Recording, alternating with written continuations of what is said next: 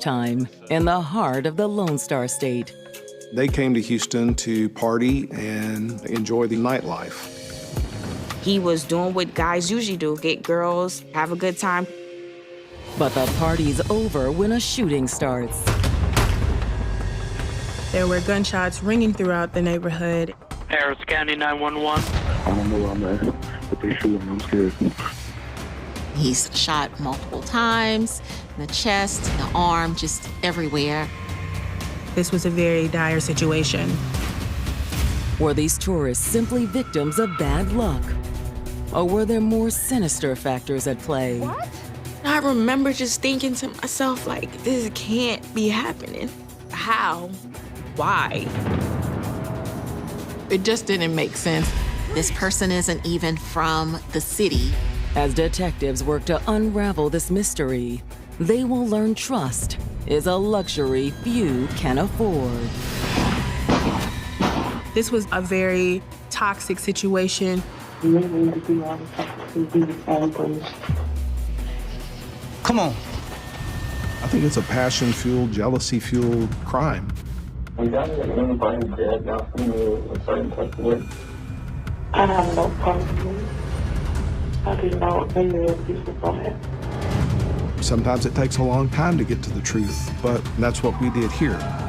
This was a cold, calculated murder. June 28th, 2021. It's not yet daylight in Houston, Texas, a city that attracts millions of tourists every year to enjoy its sports, restaurants, and world-class nightclubs. Houston is a large city, and we have a very vibrant nightlife. It is an attraction, especially down in the southwest part of Houston. If you come to Houston, you're gonna be welcomed, you're gonna enjoy a lot of great food, a great time, great party atmosphere. But in the early hours of this Monday morning, the city is suddenly thrown into chaos. Just around 3 a.m., there was an influx of 911 calls. Harris County 911. We think we might have just heard gunshots. Oh my God, somebody shooting me. They're still shooting right now? I'm scared. I'm in the back of my car. They're shooting. By the sound of the reports, at least one person has already been injured. Please, someone from. Hurry up, please. Police race to the scene of the crime, a home in the affluent Houston neighborhood of Old Oaks. It's a quiet neighborhood. This is unusual to have this type of disturbance. When officers arrived, they were fully prepared to confront an armed shooter. But instead, they only find the aftermath of the violent attack. They see this young man in dire need. He's shot multiple times, in the chest, in the arm, just everywhere. He's been pummeled with shots. Whomever shot him meant to do intentional and extensive damage, because they did. It's really bad, yet he's still breathing. There were some witnesses gathered around, and they were very distraught. The young man's friends identify him as 28-year-old Gregory Moore. Gregory Moore was losing blood fast. They wanted to get him to the nearest hospital so that he could get to the emergency room. Time was of the essence if they were going to save this man's life. New York native Gregory Moore's outgoing personality and warm-hearted demeanor meant he had no trouble making friends. He was a great, great friend. You could never just be mad at him, even when you wanted to be. You know, he just made you laugh. He was funny. He was a goofball. He was just one of those guys who seemed like he could get along with anyone, always the life of the party. But Gregory wasn't just the life of the party. He was also a dedicated father. We had a family young. He was an amazing dad. He was not the disciplinary. He was the fun parent. He was the kind of parent that would be like, it's raining out, don't go to work today, let's stay home and watch movies. Or let's put a bunch of blankets on the floor and let the kids just do what they want. However, as much as Greg loved his children, the pressures of parenthood put a strain on his relationship with their mother, Tatiana Anderson. We were together for 10 years, so time took its course on our relationship, and we kind of had to separate to figure ourselves out. Greg started to date other people and had a child with another woman in 2018. By the summer of 2021, Greg was focused on being the best parent he could be and building his career. He used to work the night shift. He was a community technician, so he was on the front line with the population that is undeserved the most. He had gotten to a place where he didn't know if that was something he wanted to continue to pursue. So he was thinking of going to trade school and just trying to build from that. He was talking about opening a business. And in June of that year, Gregory decided to take a well-deserved break from the stresses of life by planning a trip with his closest friends. Gregory and his friends came down to Houston to have a good time, have a boys' weekend, and just enjoy themselves. They rent a high-end rental in Houston, Texas, and prepare for a few days of R&R and social get-down. But instead of enjoying a weekend savoring the sights and sounds of a new city, the group's dream vacation has just become a waking nightmare. Police responded to a string of 911 calls and found Gregory Moore unresponsive and losing blood fast. He has multiple gunshots, including his neck, his back, his arms, his chest. His carotid artery was severed. His lung was punctured. Just horrible injuries. He's clinging to life and barely has a pulse. Paramedics rush Gregory to the nearest hospital, hoping for a miracle. His life essentially at this moment is hanging in the balance.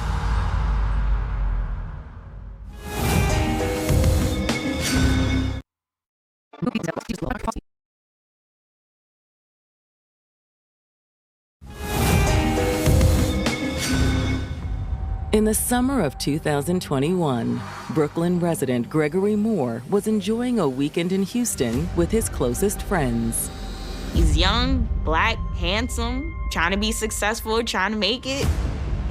When Gregory Moore and his friends rented that Airbnb in the suburbs of Houston, they thought that they were gonna have a fun, ritzy, exciting weekend. But just 2 days into their trip, the group's vacation has just turned into a catastrophe. One of his friends had called me, and he was hysterical. And he was like, Greg has been shot. That's it. Nothing else. I'm hundreds of miles away. I didn't know what to do. En route to the hospital, first responders discover he's been shot at least 10 times. For the whole night, I sat on the couch. And I just waited. And me and his mom were texting, and she was like, oh, he was in ICU and he was gonna live. Meanwhile, as the sun comes up over Houston, homicide detectives arrive on the scene of the shooting to begin their investigation. When I arrived at the scene, multiple patrol units were already there. They had detained numerous individuals that had been in the home. As I walked up, I observed there be a large amount of blood on the front porch. They also saw shell casings on the ground from a 9mm. The front of the house was littered with bullets. It's so shocking because it shows the rage that the gunman had. It seems that the shooter ambushed the victim, rolled up, shot him, and then left. Near the front door, investigators locate Gregory's cell phone, but that's not the only phone they find at the scene. They find another cell phone and a tablet that looks like it's been run over. They were in the street in front of the house. It looks like this is some sort of physical evidence from the shooter. Unfortunately, the investigators aren't able to access the devices. These 2 additional devices are locked. And not only that, the tablet has been damaged. Extracting all the digital contents of the phones, that takes months. The detectives don't have that kind of time to waste. If you have an armed shooter on the loose, you need answers now. Why would someone want to hurt Gregory? These people had just traveled here. They were tourists. Gregory Moore is not from Houston, Texas. He's from New York, and so this doesn't make any sense. That's when detectives are approached by a neighbor. Hey, detectives. I have something I think you'll want to see. The neighbor had a doorbell camera that picked up some useful footage. He's able to share the video with them. It's not the greatest quality of video, but detectives can see the shooter's vehicle arrive around 3 a.m., and it's a dark-colored sedan. Seconds later, a barrage of gunshots ring out.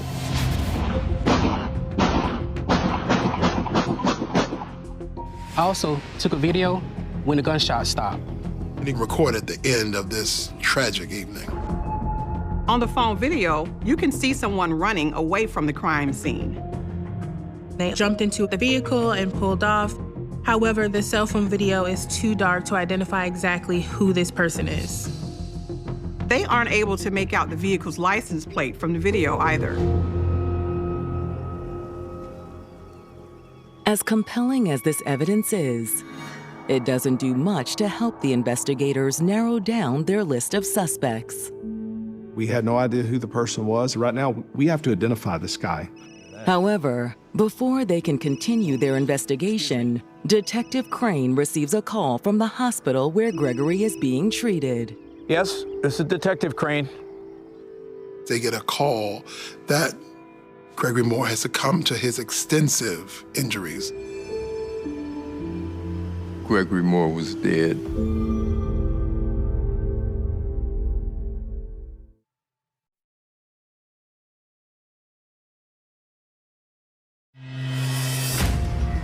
Houston detectives investigating the shooting of 28-year-old tourist Gregory Moore have just learned that he succumbed to his injuries. He was pronounced deceased there at the hospital. It's a tragedy. It's the worst part of my job. When the news spreads to Gregory's loved ones back in Brooklyn, they're devastated and confused. And I remember just thinking to myself, like, this can't be happening. Not Greg. How? Why? I think in that moment, the air just left my body. My daughter had just graduated pre-K. And my son was going to kindergarten the following September. And I remember thinking to myself, how was I going to explain to them that he wasn't coming back?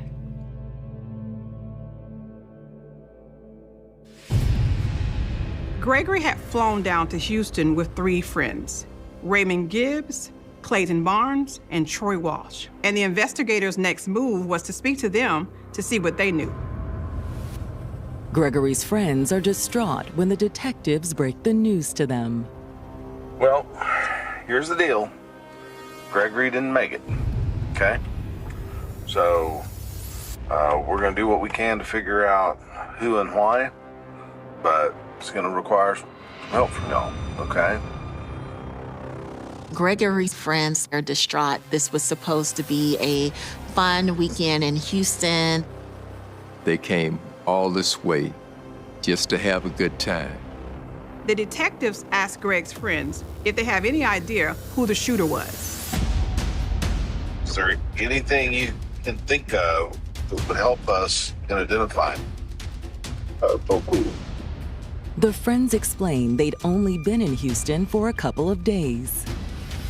We got out Saturday around 3 o'clock. They went out Saturday night to have a good time. Did y'all have any issues with anyone Saturday night? No, we had no issues. Anyone. In fact, Gregory's friends say he'd hit it off with someone at the bar that night. We learned that the victim had met a female at a club the previous night, on Saturday night, the same night they arrived. My friend met these girls, and I guess we were talking to them, and then I had took one of the girls' numbers, he took one of the girls' number. The woman Greg exchanged numbers with was named Stacy, and her friend Michelle exchanged numbers with Clayton. They were doing what guys usually do, talk to girls, get girls, have a good time for the weekend. The following night, Greg invited Stacy over to the rental house to keep the party going. They were all just partying and having a good time. There was some more flirting happening between Greg and Stacy. And eventually, Stacy suggested that they go pick up Michelle. My friend wanted to come pretty much to the place, so we're like, okay. Greg asked me if I wanted to drive, and they're gonna come with me. I'm like, cool.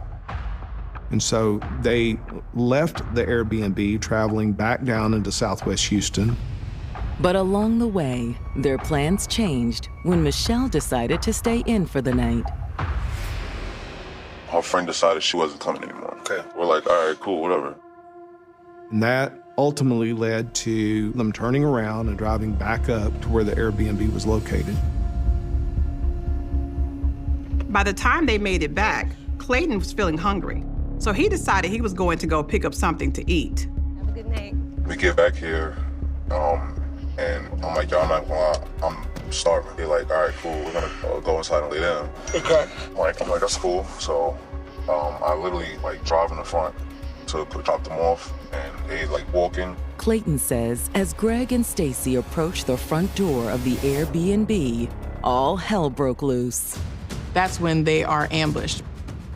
I see a guy just running from the side of the grass, and I see a little flashing light, and then all I heard was shots going off. Clayton took cover and dialed 911. Need some more from? Hurry up, please. Everyone knows what happened to Gregory, but where was Stacy? The kids in the house did not know where the girl had gone. That caused us concern. We don't know who this girl is or what has happened to her. There is not a last name, unfortunately. Did she run away? Is she with the perpetrator? So detectives start exploring all avenues to track Stacy down. Stacy's friend Michelle was at the club with her the night she met Greg and his friends. Michelle and Clayton had exchanged numbers.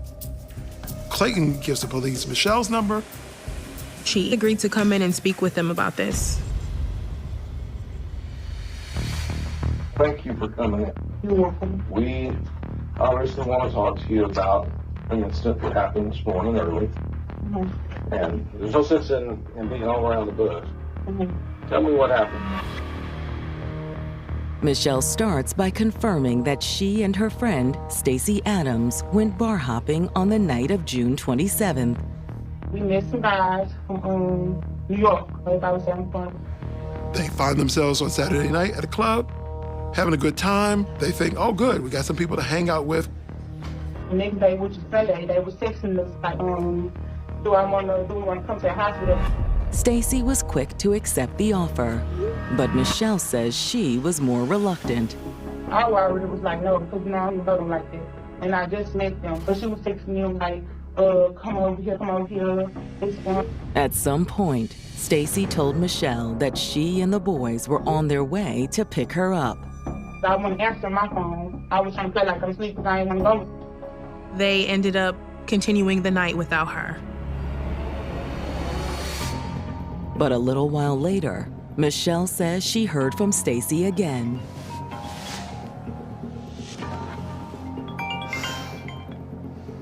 Girl, I told you I'm not coming. She called her at about 2:45 in the morning, 3 o'clock in the morning, panicking. She was like, y'all can't tell on me. And we like, what you talking about? What's wrong? That's when Stacy dropped a bombshell. She was telling her, y'all have to alibi me out. She was like, My dude killed her boyfriend's brother. What?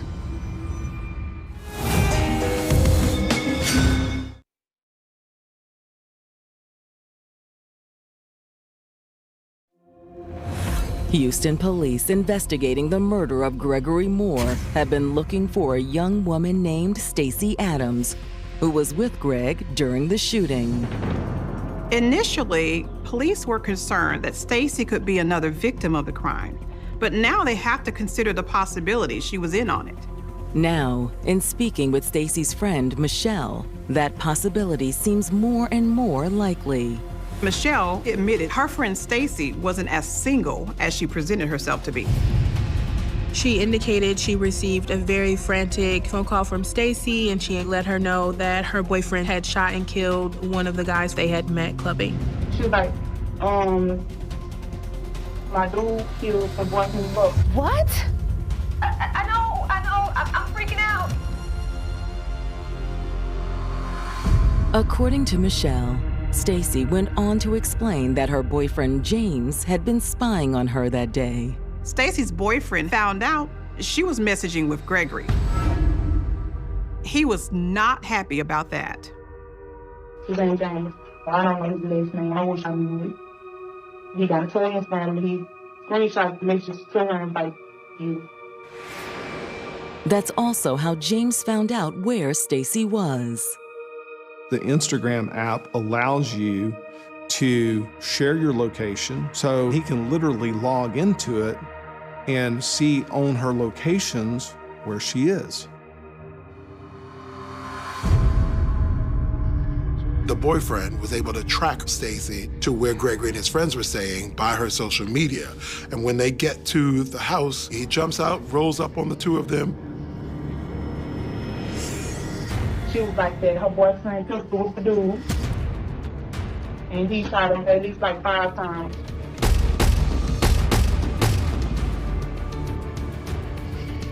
Come with me if you know what's good for you. After the shots stopped, Stacey did leave the scene with her boyfriend. Even though Michelle doesn't know James's full name, she's able to provide the investigators with other useful information. She had a very good idea of where he lived, and through that information, we were able to determine what cars are registered at that address, which came back to matching the car that they fled the scene in. DMV records show that the vehicle in question is registered to a 21-year-old pizza delivery driver named James Ray Lane. They pull his driver's license photo and present it to Michelle. You recognize who this person is? That's James. That's James. Mm-hmm. Okay. Now, detectives have to wonder if the mysterious second cell phone they found at the crime scene belongs to James Lane. In an effort to try to put all these pieces together, the detectives ring the phone number that they have for James Ray Lane. And the phone that they found at the house at the murder scene begins to ring. Bingo. With that, we were clearly able to establish that he was in fact there, and we got to a point where we were comfortable in that James Lane was in fact our suspect. And after we had a warrant for his arrest, then our tactical operations team then began the surveillance. They start by staking out James's home. Police set up surveillance. However, after several days, James does not show up and they are not able to locate Stacey either. Next, the investigators go after their suspect's vehicle. They learn that his vehicle is leased from a local car lot. And when detectives contact the car lot, they're met with a shocking piece of information. The dealership said he's here now. He's here now. Houston police immediately move in to make the arrest.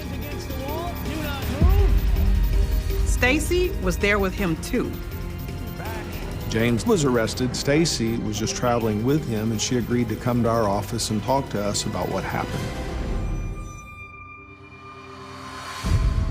police headquarters, the investigators placed James and Stacy into separate interview rooms for questioning. They decide that Stacy is the first person that they want to talk to. We might as well jump on off into here, okay? And I'm gonna tell you a little bit of what I do. The situation you're involved in, the truth is your best friend, okay? I want you to think about that as we talk about what happened last weekend. Is that a fair approach? Yeah. As Stacy begins to tell her story, it lines up with what the detectives have already heard from other witnesses. Saturday, I went out to this little bar, got drunk, and I met some guys. She and Michelle met the fellas from New York that night at a club. So we got to exchange numbers. Stacy also confirms that she'd hung out with Gregory and his friends at their Airbnb the following night. She admitted to, in fact, being there. She admitted to how she came to know the victim and his friends. But when we got to the real meat and potatoes of the shooting, she had a little different story about it. This is what is real important. What happens? Okay? She shared with us that, hey, she had no idea who the person was. He was masked up. You do that on the name. Yeah? Okay. What did he say? Nothing. Stacy also denies leaving the scene of the crime with the shooter after he ceased fire. What happened after the shooting? I was in shock. When we went our separate ways. What do you mean with your separate ways? I know I went to move in the house. Yeah? Okay. And how did you leave? We walked. My brain felt like in that area. She said she just walked away and went to her grandmother's house, who lived nearby, and then called people to come get her. The detectives aren't buying it. If you walk to your grandmother's house, give me your grandmother's name, her phone number, maybe even her address. Let's go talk to her. Back up your alibi. But she couldn't. Detectives also have the cell phone footage from the neighbor, which they believe shows Stacy getting in James's car and leaving with him. There's also the fact that she told Michelle a very different story than what she's telling detectives now. Her current version of events just doesn't check out. I just straight confronted her with the fact that that's not true. That part of it is completely fabricated, and we're going to have to do better. I think so, yeah. Sometimes it takes a long time to get to the truth, but that's what we did here.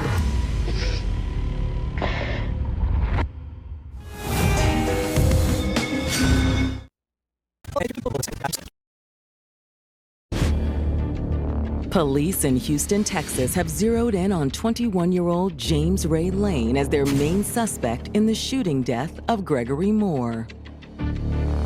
He was jealous. He was upset that his girlfriend, Stacy, might have been cheating on him, and he took it out on someone who didn't even know that she had a boyfriend.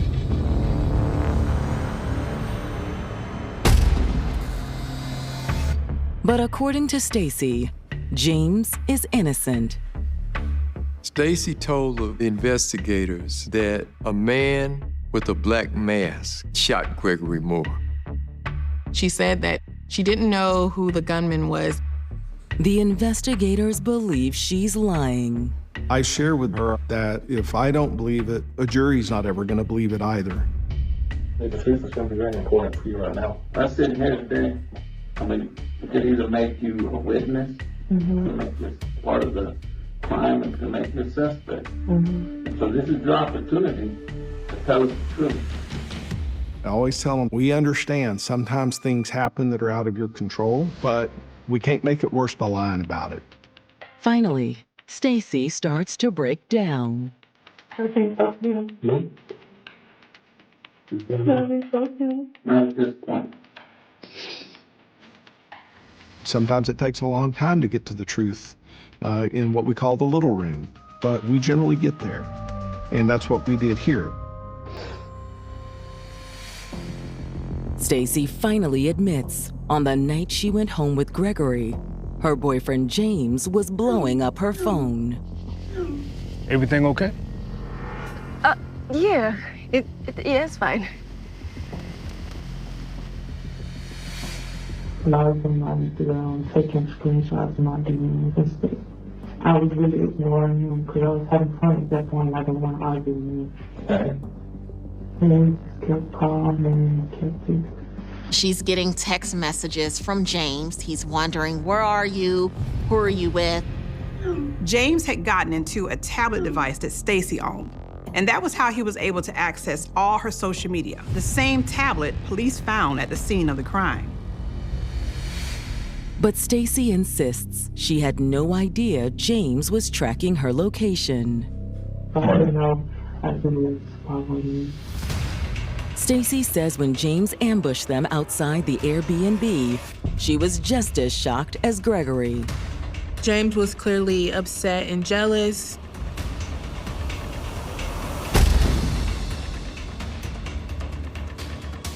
He beat on a defenseless man. Greg didn't have a knife. He didn't even have a pot to hit him with. He had nothing. Why did you not call for an adult? I was scared. I was still in shock. And I never seen nothing like this. Come with me if you know what's good for you. Stacy was in such shock that she actually did leave with James after the shooting.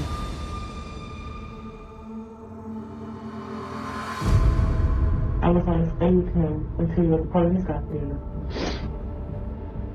But I was scared. She says that James then dropped her off in an area of southwest Houston called Meyerland. Okay, so you rode it into Meyerland and just got out of the car on the street in Meyerland? Yes, because I have people over there. She was unsure as to where James went or where the murder weapon was. But they get together a few days later and decide to lay low at her cousin's house in southwest Houston. After doing that for a few more days, they make their way to the car dealership, hoping that they can get a new car and drive out of town. And it is at a car dealership that they get busted. I have no problem. I did not know a piece of problem. But is she telling the truth? Now the detectives make their way across the hall to talk to James to try to see if their stories will line up.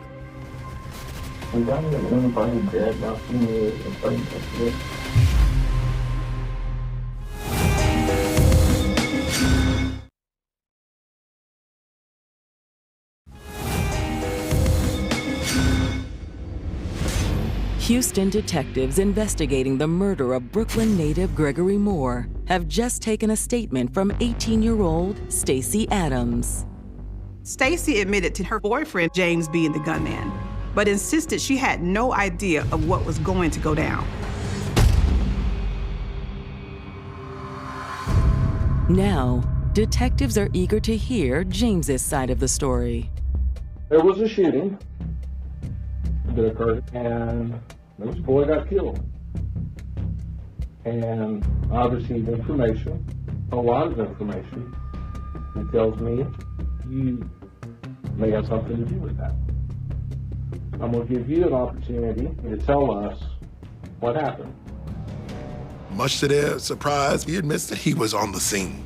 You know, it's just an incident. What made you go there that night to the house when the shooting happened? You better go home. That was my thing.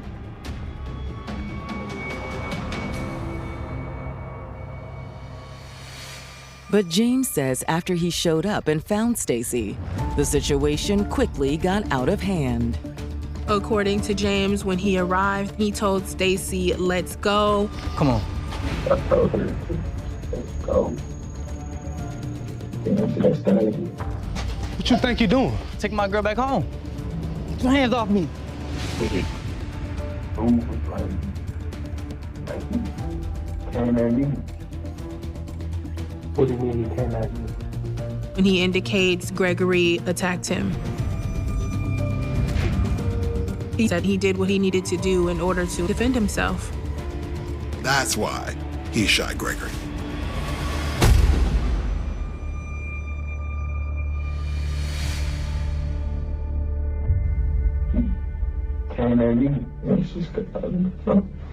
Unfortunately for James, the detectives know he's not being truthful. James told the police, basically, he felt threatened by Gregory Moore. He had the 9mm. He shot Gregory Moore 10 times, killed a man. And so it's astounding that he would try to shift the blame. Well, James, let me stop you. Don't start going down a path of lying, all right? I just lay out to him, these are the facts. This is what we know, and this is your opportunity to tell us what happened. You're gonna have to tell us what happened without some crazy story that doesn't make sense and it's not consistent with the evidence, okay? What do you want me to say? I want you to tell me the truth. Yeah, I'm telling you the truth. After a little bit of time, he comes around to the most self-serving truth he can get to, and he asked me and my partner, what would you do if you saw someone handling your woman that way?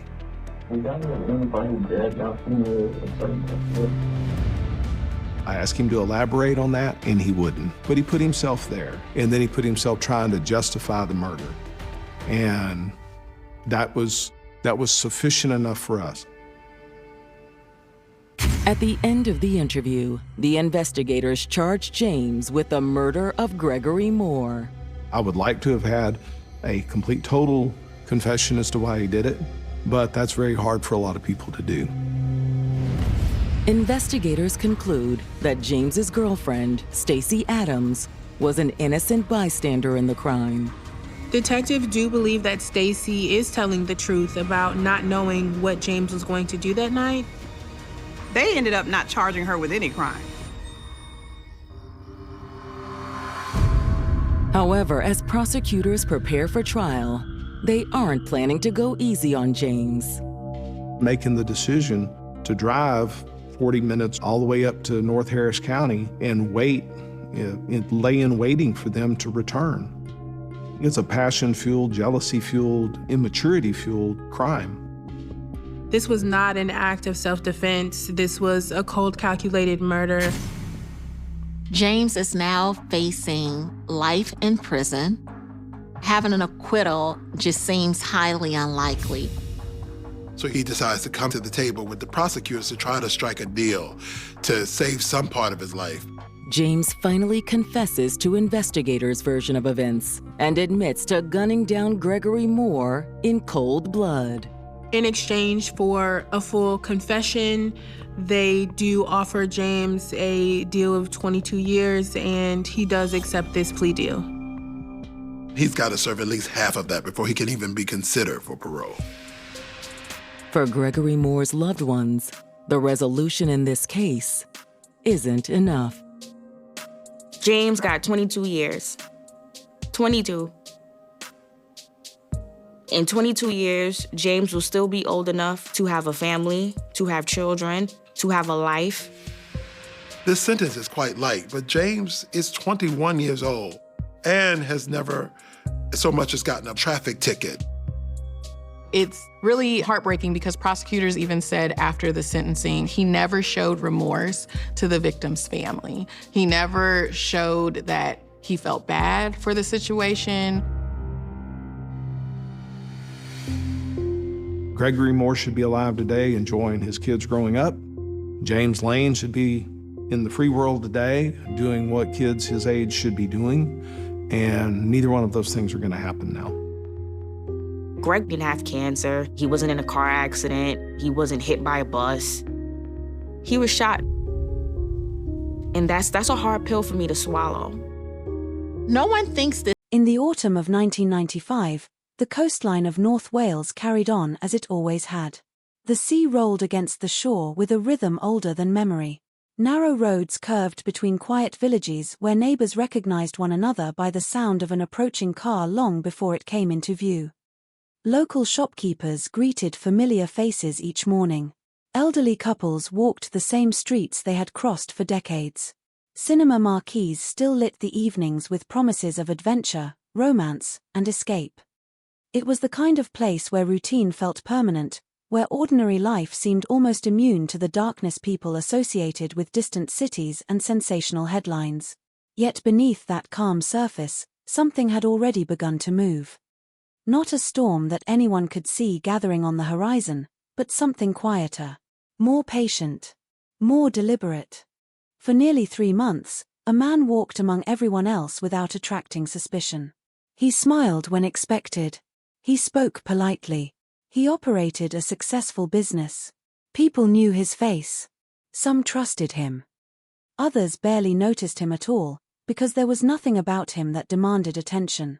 If someone had passed him on the street, they would have remembered an ordinary middle-aged businessman, not the figure who would later become one of Britain's most disturbing serial killers. Evil rarely announces itself with a warning. Sometimes it buys movie tickets, exchanges pleasantries, and locks the front door at the end of another perfectly ordinary workday. The investigation that would eventually expose him did not begin with a dramatic confession or an eyewitness pointing a trembling finger. It began with uncertainty, with fragments, with questions that refused to fit together. A missing man whose family waited for answers that never came. Another whose final movements disappeared into silence. A body discovered under circumstances too brutal to ignore. Detectives initially searched for connections they could understand. Robbery, personal disputes, random violence, separate tragedies unfolding across North Wales. Few imagined that every new discovery was another chapter in the same horrifying story. The terrifying truth was that the killer was neither fleeing nor hiding. He remained exactly where everyone expected him to be. He opened his business each day. He greeted customers. He attended to ordinary responsibilities. While police officers searched fields, roadsides, and isolated properties for clues, he continued living behind a mask so convincing that it survived conversation after conversation with people who had no reason to doubt him. His greatest disguise was not a costume. It was normality. There is a dangerous assumption people often make when trying to understand violent offenders. They expect monsters to look different. They imagine unstable eyes, uncontrollable tempers, or lives marked by obvious chaos. Reality offers no such comfort. Some offenders cultivate the appearance of stability with remarkable discipline. They understand that the safest place to hide is often in plain sight, surrounded by routines that reassure everyone else. They know that familiarity can become its own form of camouflage. This case forces an uncomfortable question. How well do we really know the people we encounter every day? The neighbor who waves from across the street. The shop owner who remembers your name. The polite stranger who never seems out of place. Human beings instinctively search for patterns that make the world feel predictable. We convince ourselves that danger announces itself through unmistakable warning signs. Yet history repeatedly demonstrates that reality is rarely so generous. By December 1995, fear had begun spreading across communities that had once considered themselves untouched by serial violence. Conversations changed. Parents became more cautious. Friends checked on one another more often. Rumors traveled faster than facts. Every unfamiliar vehicle attracted attention. Every unexplained absence became cause for concern. Police officers worked under growing pressure, aware that somewhere beyond the evidence boards and witness statements, someone might already be planning another attack. What made the investigation especially unsettling was not simply the violence itself but the apparent randomness of the victims. They came from different walks of life, different ages, different routines. At first glance, their lives did not point toward a single explanation. Detectives faced the possibility that coincidence was disguising something far more organized. Somewhere inside countless reports and interviews lay a pattern waiting to emerge, if only someone could recognize it before another life was lost. Long before the public learned his name, Peter Moore had already mastered the art of blending into ordinary society. He understood appearances. He understood expectations. More importantly, he understood that most people rarely question someone who behaves exactly as they believe a respectable citizen should. That quiet confidence allowed him to move unnoticed through communities that would later struggle to comprehend how such violence could exist so close to home. The most haunting aspect of this story is not simply what happened to the victims. It is the extraordinary contrast between the public image of the offender and the private reality concealed beneath it. Two lives existed simultaneously. One belonged to a businessman whose days appeared predictable and uneventful. The other belonged to an individual capable of calculated violence that left experienced investigators searching for explanations beyond ordinary criminal motives. As the investigation unfolded, detectives discovered that every answer seemed to reveal an even darker question. Physical evidence pointed in one direction while witness testimony opened another. Confessions emerged, then shifted. Stories changed. Attempts to redirect blame complicated an already difficult search for truth. Even after an arrest, the case refused to become simple. Understanding what had happened required more than proving guilt. It demanded an examination of deception, manipulation, and the unsettling reality that appearances can conceal unimaginable acts. This is not merely the story of a serial killer. It is the story of 4 men whose lives ended before their families could understand why. It is the story of investigators piecing together fragments scattered across villages, roads, and isolated landscapes. It is the story of communities forced to confront the realization that extraordinary violence had grown inside places they believed were defined by safety and familiarity. Above all, it is a reminder that history's most disturbing crimes often begin long before anyone realizes they are witnessing the opening chapter. Tonight, we return to North Wales in 1995. We begin not with courtroom verdicts or headlines, but with quiet streets, ordinary mornings, and lives that seemed destined to continue unchanged. Because to understand how this investigation unfolded, we must first understand the world in which it happened, a world where no one yet knew that behind the reassuring face of routine, a deadly secret was already waiting to be uncovered. The first disappearance did not immediately convince anyone that a serial predator was moving through North Wales. In communities where people often knew each other's habits, there were countless ordinary explanations for an unexpected absence. Someone might have traveled without telling relatives. Someone might have decided to stay with friends. Someone might simply have wanted to be left alone. Police officers are trained to resist dramatic conclusions too early, because most missing person cases eventually find ordinary resolutions. But sometimes, ordinary expectations become the greatest obstacle to recognizing extraordinary danger. Imagine standing in one of those villages during the closing months of 1995. The air grows colder earlier each afternoon. Shop windows reflect Christmas decorations beginning to appear across the town center. The scent of damp earth lingers after another day of rain. Cars pass slowly along roads bordered by stone walls that have stood for generations. Life appears almost unchanged. There are no flashing warning signs. No public announcements telling residents that history is quietly unfolding around them. The greatest threats are often invisible because they blend seamlessly into familiar landscapes. Every true crime investigation eventually reaches a moment when detectives look backward and realize the clues had been present all along. A conversation that once seemed meaningless suddenly becomes essential. A witness remembers a vehicle they dismissed as unimportant. A receipt, a timeline, a forgotten appointment, small details begin connecting like pieces of a puzzle that no one knew existed. Yet in real time, those connections rarely appear obvious. Investigators work without the benefit of hindsight. They see only fragments, never the completed picture. That is what makes this case so compelling. It is not a story driven by spectacular escapes or elaborate conspiracies. It is a story built from patience, persistence, and the uncomfortable reality that truth often hides inside the most ordinary moments. A person entering a shop. A vehicle parked along a quiet road. A routine evening that seemed no different from hundreds before it. These are the moments that later acquire terrifying significance, not because they looked suspicious at the time, but because they did not. Peter Moore understood something fundamental about human perception. Most people notice what feels unusual.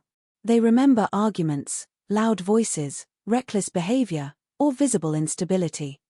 They rarely remember someone who behaves politely, follows social expectations, and appears comfortably familiar. The less attention he attracted, the safer he became. Every ordinary interaction strengthened the illusion that nothing was wrong. That illusion would survive until evidence became impossible to ignore. When investigators eventually examined the timeline of events, they found themselves confronting an unsettling rhythm. Incidents that had initially appeared isolated began revealing subtle relationships. Distances between locations were not random. Opportunities aligned with movements that only became meaningful once viewed together. Patterns emerged slowly, forcing detectives to reconsider assumptions they had accepted only weeks earlier. The investigation was no longer about solving separate crimes. It was becoming something much larger and far more alarming. For the families waiting for answers, however, none of those emerging patterns provided immediate comfort. Every unanswered phone call carried fresh uncertainty. Every passing day without news deepened the fear that hope was slipping away. The emotional burden of not knowing is often described by investigators as one of the cruelest experiences families endure. Grief has no clear beginning when there is no certainty. Questions replace closure. Possibilities replace facts. Time itself becomes difficult to measure. Meanwhile, newspapers reported developments cautiously, careful not to inflame public anxiety without evidence. Residents exchanged theories in cafes, pubs, and workplaces. Some believed the crimes must be unrelated. Others wondered whether strangers passing through the region were responsible. Very few suspected that the person at the center of the mystery continued to live an apparently ordinary life only a short distance away. There is another reason this case continues to fascinate criminologists decades later. It challenges one of society's most reassuring beliefs that dangerous individuals are easy to recognize. Psychological research has repeatedly shown that many offenders develop highly effective social masks. They understand expected behavior and imitate it convincingly. Their public identity becomes a carefully maintained performance, allowing them to avoid scrutiny while preserving a reputation that appears entirely respectable. That contrast between appearance and reality is one of the defining features of the Peter Moore case. As investigators searched for answers, every new discovery increased the urgency without immediately increasing clarity. Evidence accumulated, but certainty remained elusive. Detectives understood that somewhere among witness interviews, forensic examinations, and reconstructed timelines lay the key that would transform scattered facts into a coherent narrative. Until then, every decision carried enormous weight. Follow the wrong lead, and precious time could disappear. Overlook a seemingly insignificant detail, and the person responsible might remain free. The story you are about to hear is not built upon myths or exaggerated legends. It is grounded in a real criminal investigation that unfolded across North Wales during one of the most unsettling periods in the region's modern history. It involves real communities forced to confront fear, real investigators working under extraordinary pressure, and real families whose lives were permanently altered by violence they never could have anticipated. Before we examine the victims, the evidence, and the investigation itself, it is important to remember something that often disappears behind notorious names. Serial killers become remembered because of the crimes they committed. The people they harmed risk becoming little more than entries in a timeline. This story seeks to reverse that perspective. The headlines may ultimately focus on Peter Moore, but the heart of this case belongs to the lives interrupted, the families left searching for answers, and the investigators determined to ensure that deception could not outlast the truth. Everything that follows begins with an ordinary community that believed it understood itself. By the time the investigation reached its conclusion, that certainty had been shattered forever. The quiet roads, the familiar faces, and the comforting routines had not changed. What changed was the realization that extraordinary darkness had existed alongside everyday life all along, hidden behind a smile that no one thought to question. There are cases that remain locked inside police archives, remembered only by investigators and the families who lived through them. Then there are cases that continue to haunt the public imagination because they force us to confront a deeply unsettling truth about human nature. The murders committed in North Wales during the final months of 1995 belong to the second category. Not because they involved the highest number of victims or the most complex investigation, but because they exposed how completely an ordinary life can conceal extraordinary violence. When people later looked back at photographs of Peter Moore, many searched for answers in his face. They examined old interviews, courtroom footage, and newspaper images, hoping to discover some visible sign they had overlooked. A colder expression. A threatening posture. Eyes that somehow revealed what lay beneath. Instead, they found something frustratingly ordinary. The photographs offered no satisfying explanation. They reminded everyone of an uncomfortable reality. Appearances are among the least reliable tools we possess for judging character. Perhaps that is why this case continues to resonate decades later. It is not simply about a murderer. It is about trust. Every society functions because people make countless assumptions every single day. We trust the cashier who hands us our change. We trust the neighbor walking a dog at sunrise. We trust the familiar face who greets customers behind a counter or welcomes guests into a local business. Without those quiet assumptions, everyday life would become impossible. Yet every once in a while, a case emerges that challenges those assumptions with devastating consequences. As investigators reconstructed the final months of 1995, they gradually uncovered a timeline that revealed more than individual crimes. It revealed patience, preparation, opportunity. The violence was not the product of a single uncontrollable outburst. Instead, detectives came to believe they were dealing with someone capable of separating his public identity from his private actions with chilling discipline.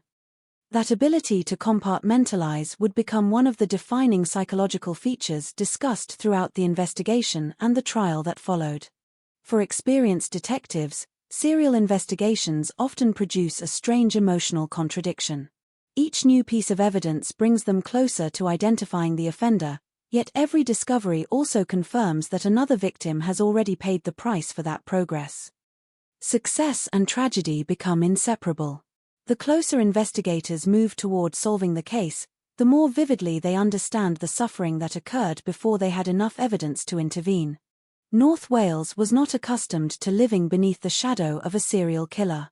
Residents associated such crimes with larger cities or distant countries, places that felt removed from their own daily routines. The landscape itself seemed to reject the possibility.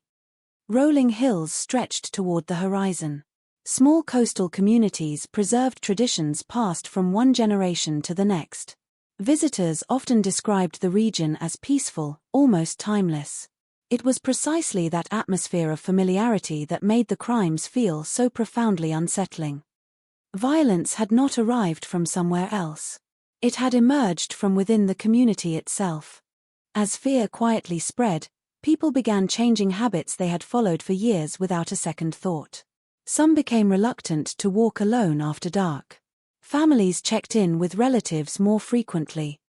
Conversations that once centered on everyday concerns gradually shifted toward unanswered questions. Who was responsible? Were the attacks connected? Could there be another victim? Every rumor carried weight because reliable information remained scarce. In the absence of certainty, imagination often fills the gaps. Meanwhile, detectives faced an investigation where every decision mattered. They examined forensic evidence, interviewed witnesses, reconstructed movements, and compared reports that initially seemed unrelated. Modern audiences often expect investigations to unfold with immediate breakthroughs and dramatic revelations, but reality is rarely so accommodating. Real detective work is built upon persistence rather than spectacle. Hours of paperwork often produce only a single useful observation.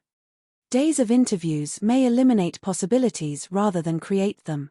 Progress is measured in inches, not miles. Yet somewhere inside those countless documents lay a truth waiting to emerge. A vehicle seen at the wrong place. physical evidence too significant to dismiss, statements that aligned in unexpected ways. None of those elements would have seemed extraordinary on their own. Together, however, they would eventually expose a hidden pattern strong enough to unravel the carefully maintained life of a man who believed he could continue living behind the safety of normal appearances. The story you are about to hear is not intended to celebrate the individual responsible for these crimes. His name appears because history requires accuracy, not because notoriety deserves admiration. The true focus belongs elsewhere. It belongs to the victims whose futures ended without warning. It belongs to investigators who refused to abandon difficult questions when easier explanations remained available. It belongs to families who waited through uncertainty, hoping for answers that often arrived far too late to change the outcome. Every investigation leaves behind lessons extending beyond the courtroom. Some reshape forensic science. Others change policing strategies or influence public awareness. This case serves as a reminder that the greatest danger is not always the person who appears frightening. Sometimes it is the individual who understands exactly how ordinary he needs to look. That realization unsettles us because it offers no simple solution. There is no checklist capable of identifying every hidden threat. There is only vigilance, evidence, and the determination to follow facts wherever they lead. So, as we begin this journey into one of Britain's most disturbing criminal investigations, leave behind the expectation that evil always announces itself with dramatic warning signs. In this story, it arrives quietly. It wears the face of routine. It lives among ordinary people who have no reason to suspect the truth. And by the time the full picture finally emerges, an entire community will be forced to ask the same haunting question: how could something so terrible remain hidden in plain sight for so long? By the mid-1990s, North Wales was known far more for its dramatic coastline and close-knit communities than for violent crime. Small towns were connected by winding roads that cut through rolling hills, while the Irish Sea shaped both the landscape and the rhythm of daily life. Tourism, local businesses, and generations of families living side by side created an atmosphere where familiarity was part of everyday existence. People recognized each other in local shops, exchanged greetings on morning walks, and often measured time not by headlines but by changing seasons and community events. In 1995, policing in the region reflected the character of the communities it served. Most investigations involved property crime, traffic incidents, or disputes between people who already knew one another. Homicide investigations were comparatively rare, and the possibility that multiple killings might be linked was not an assumption investigators made lightly. Detectives were expected to follow evidence methodically, avoiding conclusions before the facts supported them. Against this backdrop, a series of violent incidents gradually challenged long-held assumptions about public safety. At first, there was no obvious indication that these cases shared a common offender. Different locations, different circumstances, and limited forensic technology compared with today's standards meant that investigators had to rely on painstaking interviews, physical evidence, and careful reconstruction of timelines. What initially appeared to be isolated events would later prove to have deeper connections. The communities affected by the investigation experienced growing uncertainty as information slowly emerged. Rumors circulated more quickly than verified facts, while families sought answers from authorities working under increasing pressure. As detectives compared evidence across multiple cases, the investigation evolved from a series of separate inquiries into one of the most significant homicide investigations in the region's history. As investigators continued gathering information, another aspect of North Wales became increasingly relevant: its geography. The region's mixture of coastal towns, rural roads, wooded areas, and open countryside presented both advantages and challenges for law enforcement. Small communities meant witnesses were often familiar with local routines, making unusual activity more noticeable. At the same time, isolated stretches of road and sparsely populated landscapes complicated searches and delayed the discovery of crucial evidence. The mid-1990s also marked a period when forensic science was advancing rapidly but had not yet reached the capabilities available today. DNA profiling was becoming an increasingly valuable investigative tool, yet it remained dependent on the quality and availability of physical evidence. Detectives still relied heavily on traditional investigative methods, interviewing witnesses, reconstructing timelines, comparing statements, and carefully documenting every location connected to the inquiry. Each decision required balancing limited resources with the growing urgency of solving serious crimes. For residents, the investigation unfolded gradually rather than through dramatic daily developments. Information released to the public was necessarily limited, both to protect the integrity of the investigation and because many facts had yet to be confirmed. This uncertainty created an environment in which speculation often spread more quickly than verified information. Community members looked for explanations based on what they knew of their own towns, while investigators remained focused on evidence rather than rumor. As additional information emerged, detectives began examining whether incidents that had initially appeared unrelated might instead form part of a broader pattern. This shift did not occur because of a single discovery but through the cumulative weight of witness accounts, forensic findings, and careful analysis. Gradually, the investigation expanded beyond individual cases toward the possibility that a single offender might be responsible. By the end of 1995, what had begun as separate criminal inquiries had evolved into one of the most significant homicide investigations the region had experienced in decades. The work ahead would depend not on dramatic breakthroughs alone, but on the disciplined process of testing evidence, eliminating alternative explanations, and following every credible lead until the facts established a clear picture of what had occurred. Before this case became known through court records and newspaper headlines, it was a collection of ordinary lives that intersected with extraordinary tragedy. The men whose names would later appear together in investigative files had never set out to become part of the same story. They came from different backgrounds, worked different jobs, and followed different routines. What united them was not who they were in life, but the violence that ended it. Henry Roberts, Thomas Hulse, Keith Randalls, and Anthony Davies were remembered by family members and friends not as entries in a criminal investigation, but as individuals with their own histories, relationships, and daily routines. Their lives reflected the communities in which they lived and worked, communities where familiar faces and long-standing relationships were part of everyday life. As investigators gradually connected the cases, the public narrative increasingly centered on the offender. Yet the investigation itself was driven by a different purpose: identifying what had happened to these men, establishing the facts through evidence, and providing answers to those left behind. Every interview conducted, every forensic examination completed, and every timeline reconstructed ultimately served that goal. Looking back today, it is important to remember that each victim represented far more than a point on an investigative timeline. Each had family members waiting for news, friends trying to understand an unexplained absence, and colleagues who suddenly found themselves confronted with unanswered questions. Those personal losses formed the human foundation of the investigation, even as public attention shifted toward identifying and prosecuting the person responsible.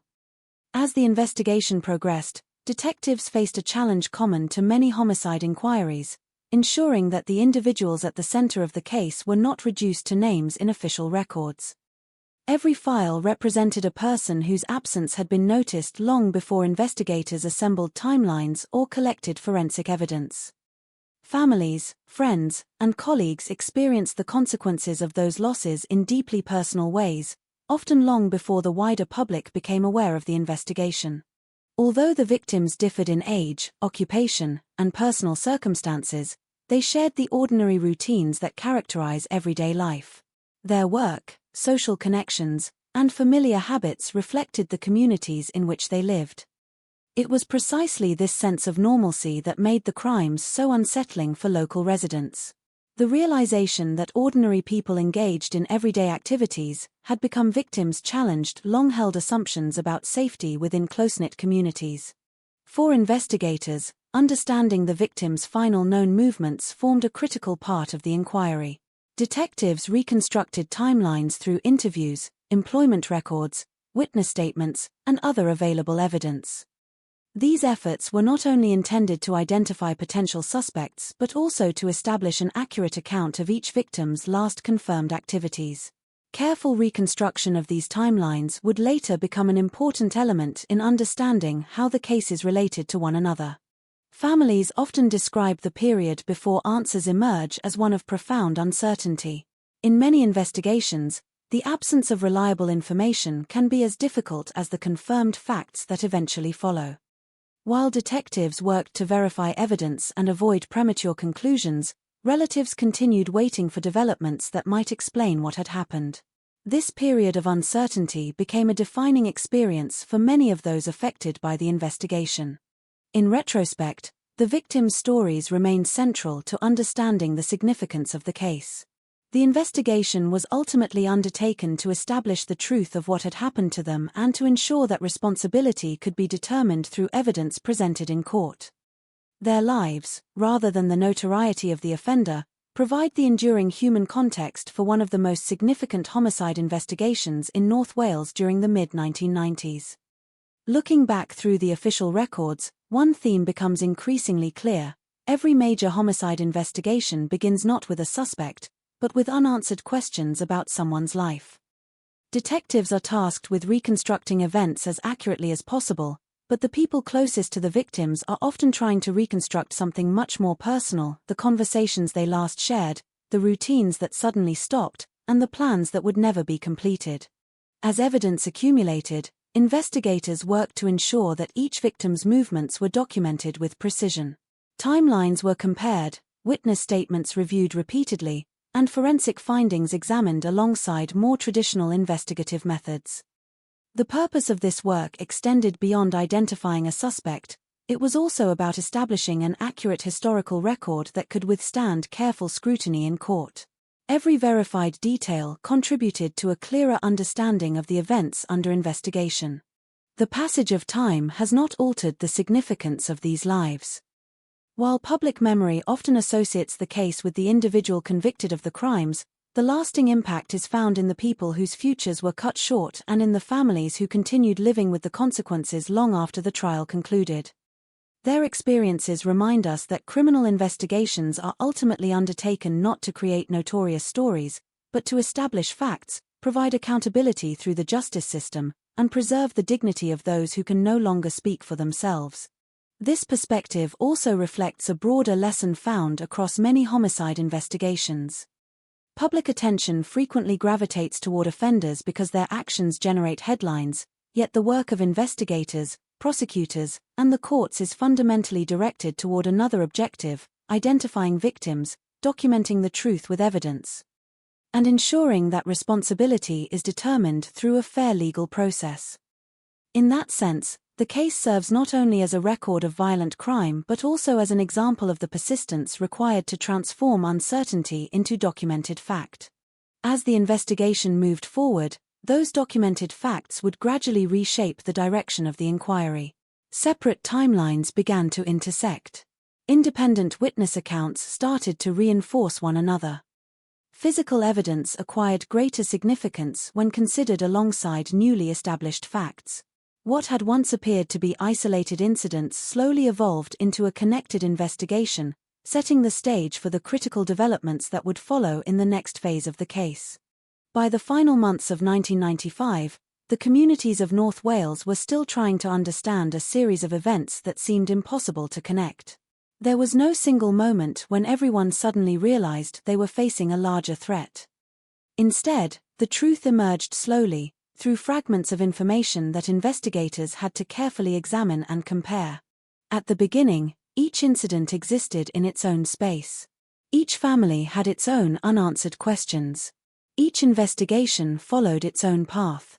Detectives approached every case with caution, aware that assumptions could lead them away from the facts. In criminal investigations, especially serious ones, the difference between a theory and the truth is evidence. The first reports created uncertainty rather than immediate conclusions. Investigators had to determine what had happened, who was involved, and whether there was any connection to other incidents in the region. They examined timelines, spoke with people who had interacted with the victims, and attempted to reconstruct their final known movements. For the families affected, those early stages were filled with confusion.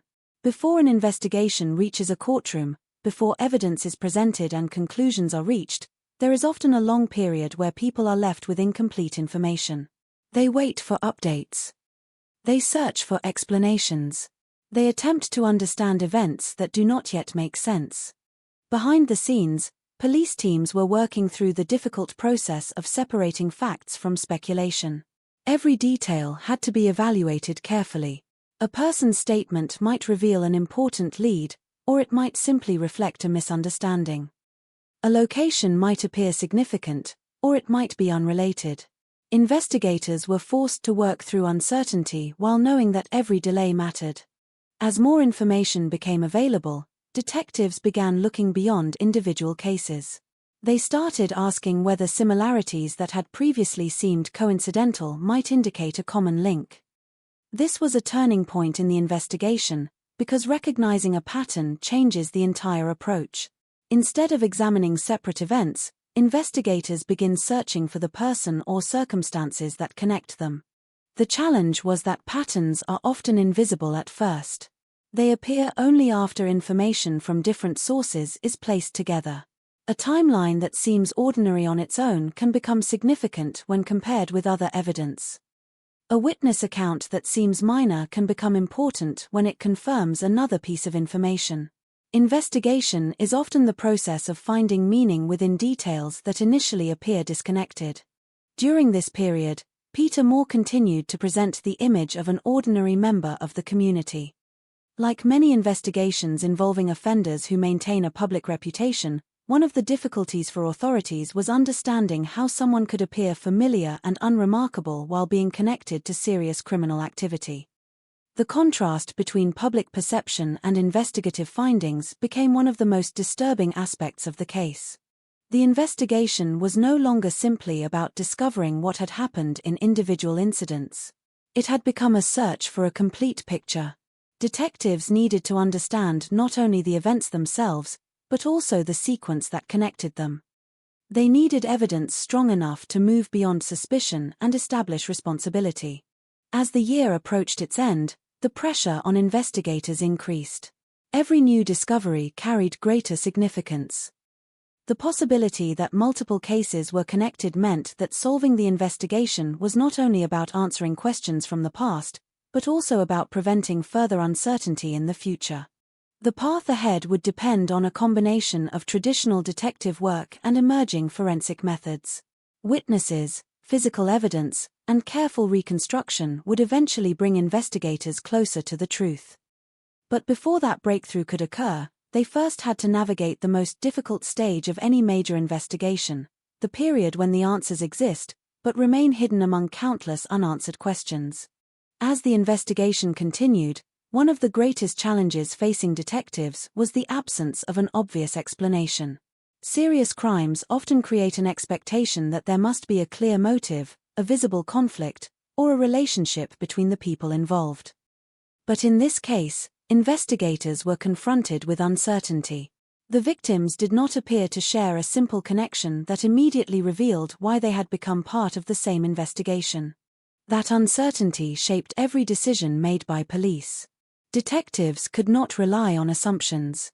They had to examine possibilities carefully, knowing that a wrong conclusion could affect not only the direction of the investigation but also the lives of people waiting for answers. Every interview, every piece of evidence, and every timeline reconstruction became part of a larger effort to understand what had happened. The investigation gradually became an exercise in comparison.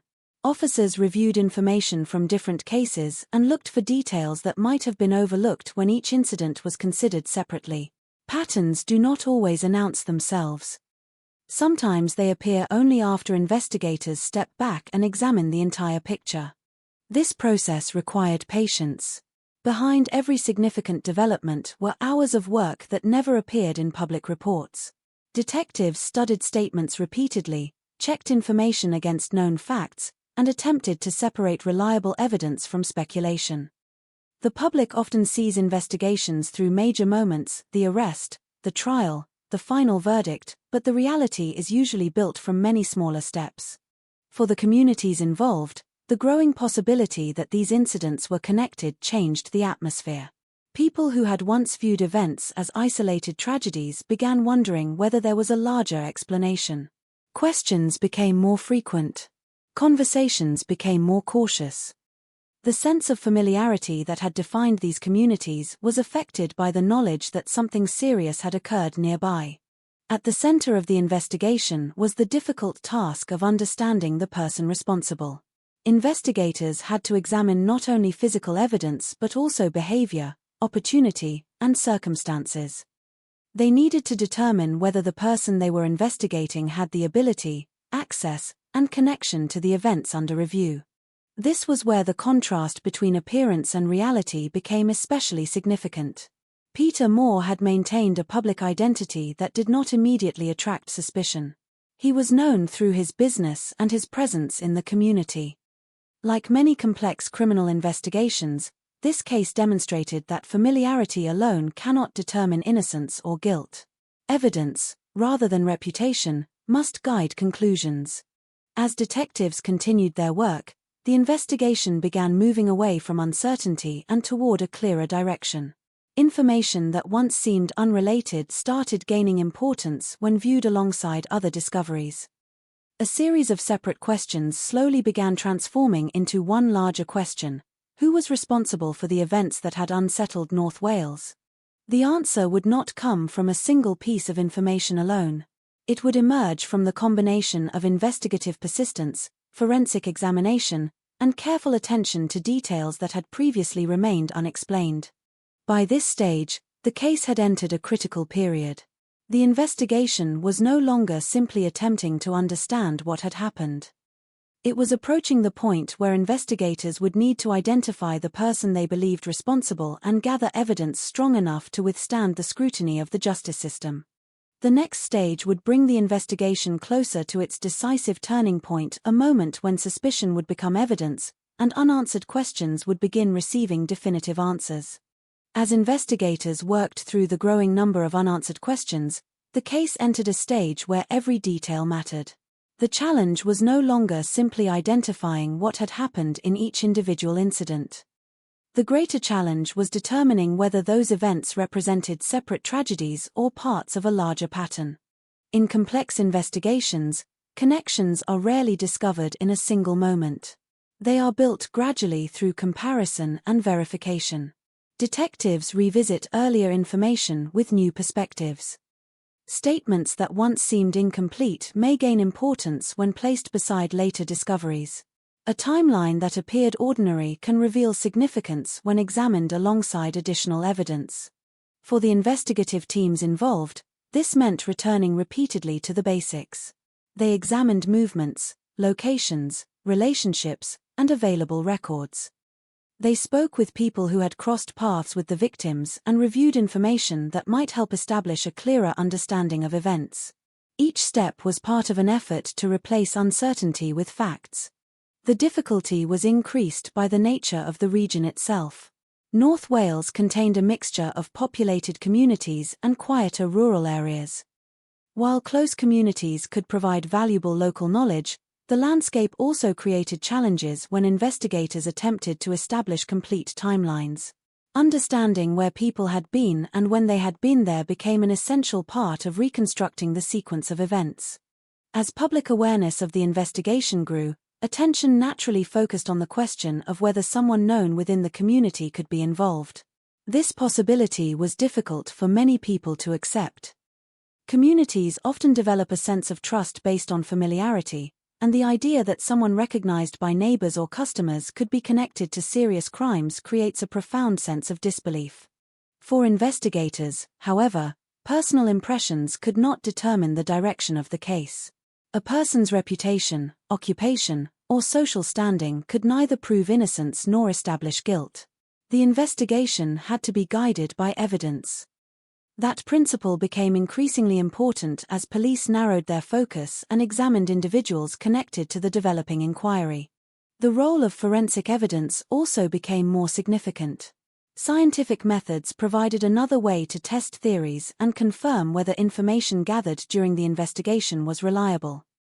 Physical evidence does not explain an entire case by itself, but it can provide crucial links between events, locations, and individuals.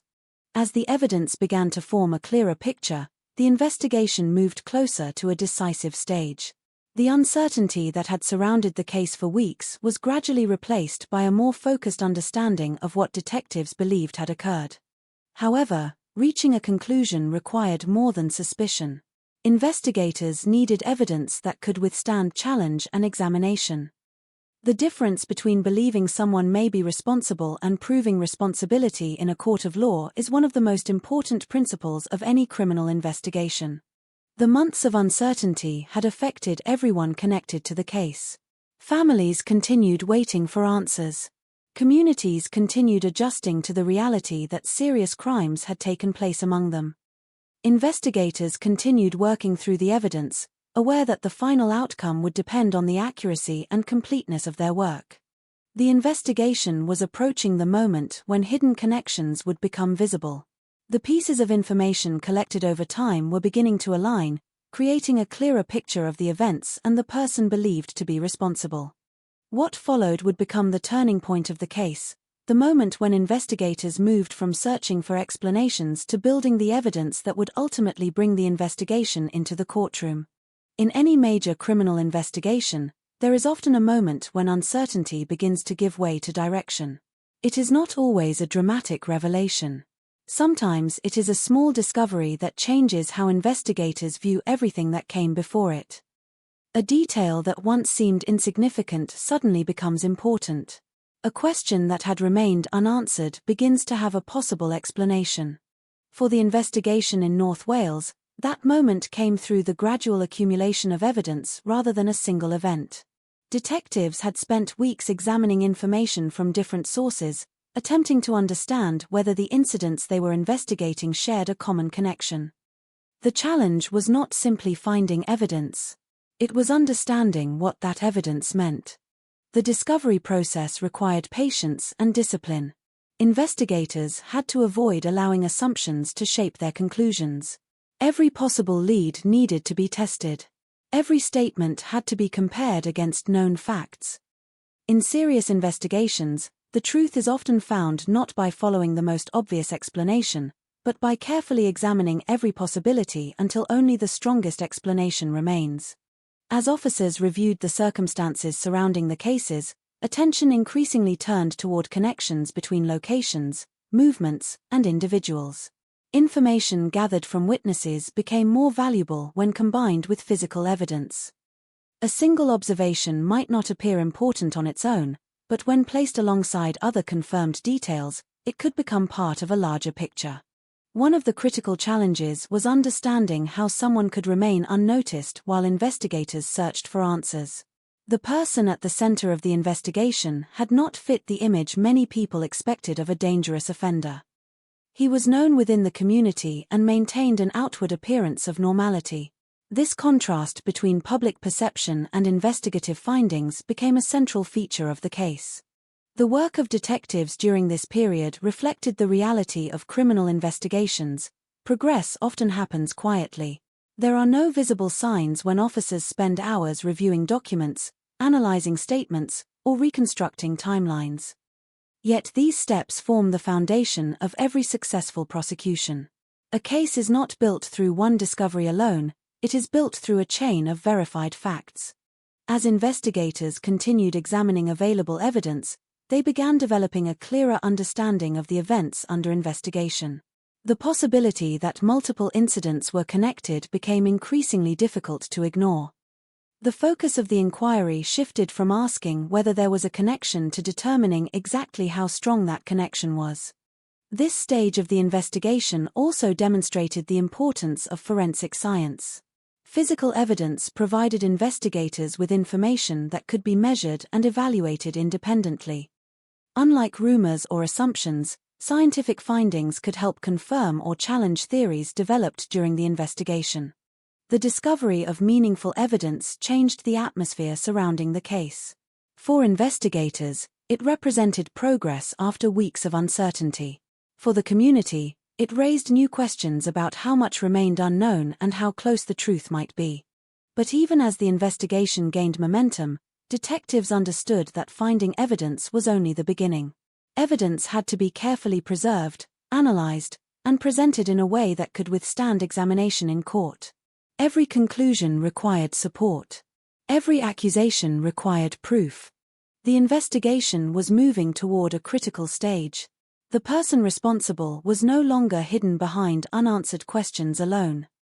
The evidence was beginning to create a path forward, one that would eventually lead investigators toward a suspect and force the community to confront a reality that many had struggled to imagine. The next phase would reveal how those discoveries transformed the investigation from a search for answers into a direct pursuit of justice. The difference between suspicion and certainty is where every major investigation is decided. A person may appear connected to a crime, circumstances may suggest involvement, and investigators may develop a strong theory. But in the justice system, theories are only the beginning. They must be tested, challenged, and supported by evidence. As detectives continued examining the Peter Moore investigation, they focused on building a timeline that could explain the events under review. Timelines are among the most important tools in criminal investigations because they transform separate pieces of information into a sequence that can be examined. Where was someone at a particular time? Who could confirm their movements? Did physical evidence support or contradict their account? Each answer created new questions. The investigation increasingly relied on the careful comparison of different forms of information. Witness accounts provided context. Records helped establish movements and activities. Physical evidence offered scientific support. None of these elements existed in isolation. Their value came from how they interacted with one another and whether they created a consistent explanation. One significant development came when investigators began examining evidence connected to locations associated with the inquiry. The process was methodical. Searches had to be conducted carefully, with attention paid to preserving anything that might later become important in court. Every item recovered had to be documented, analyzed, and connected to a specific investigative question. This process illustrates something often misunderstood about forensic work. Evidence does not simply appear and announce the answer. It requires interpretation. Investigators must determine whether an object, location, or piece of information has genuine significance or whether it is unrelated. The importance of evidence comes from context. As the investigation progressed, scientific analysis became increasingly important. Advances in forensic techniques allowed investigators to compare physical material and determine whether it supported the developing theory of the case. These methods provided a level of certainty that personal impressions or witness memories alone could not always provide. The discovery of evidence linked to Moore marked a significant shift. The investigation was no longer based only on questions and possibilities. Investigators now had material they believed could connect him to the crimes under examination. However, even with this progress, they understood the importance of maintaining accuracy and fairness. A successful prosecution depends not on public suspicion, but on evidence that can withstand legal scrutiny. For the community, these developments created a complicated mixture of emotions. Many people wanted answers after months of uncertainty. At the same time, the possibility that a familiar individual could be connected to the investigation challenged their understanding of the community around them. Trust, once considered automatic, became something people examined more carefully. The investigation also revealed how difficult it can be to recognize danger when it exists behind an ordinary public identity. A person's occupation, social interactions, or reputation can create assumptions about who they are. But criminal investigations cannot rely on appearances. They must look beyond the surface and examine facts. As detectives moved forward, the case began to change from an open-ended search into a structured prosecution. The evidence collected would need to explain not only what happened but also how investigators reached their conclusions.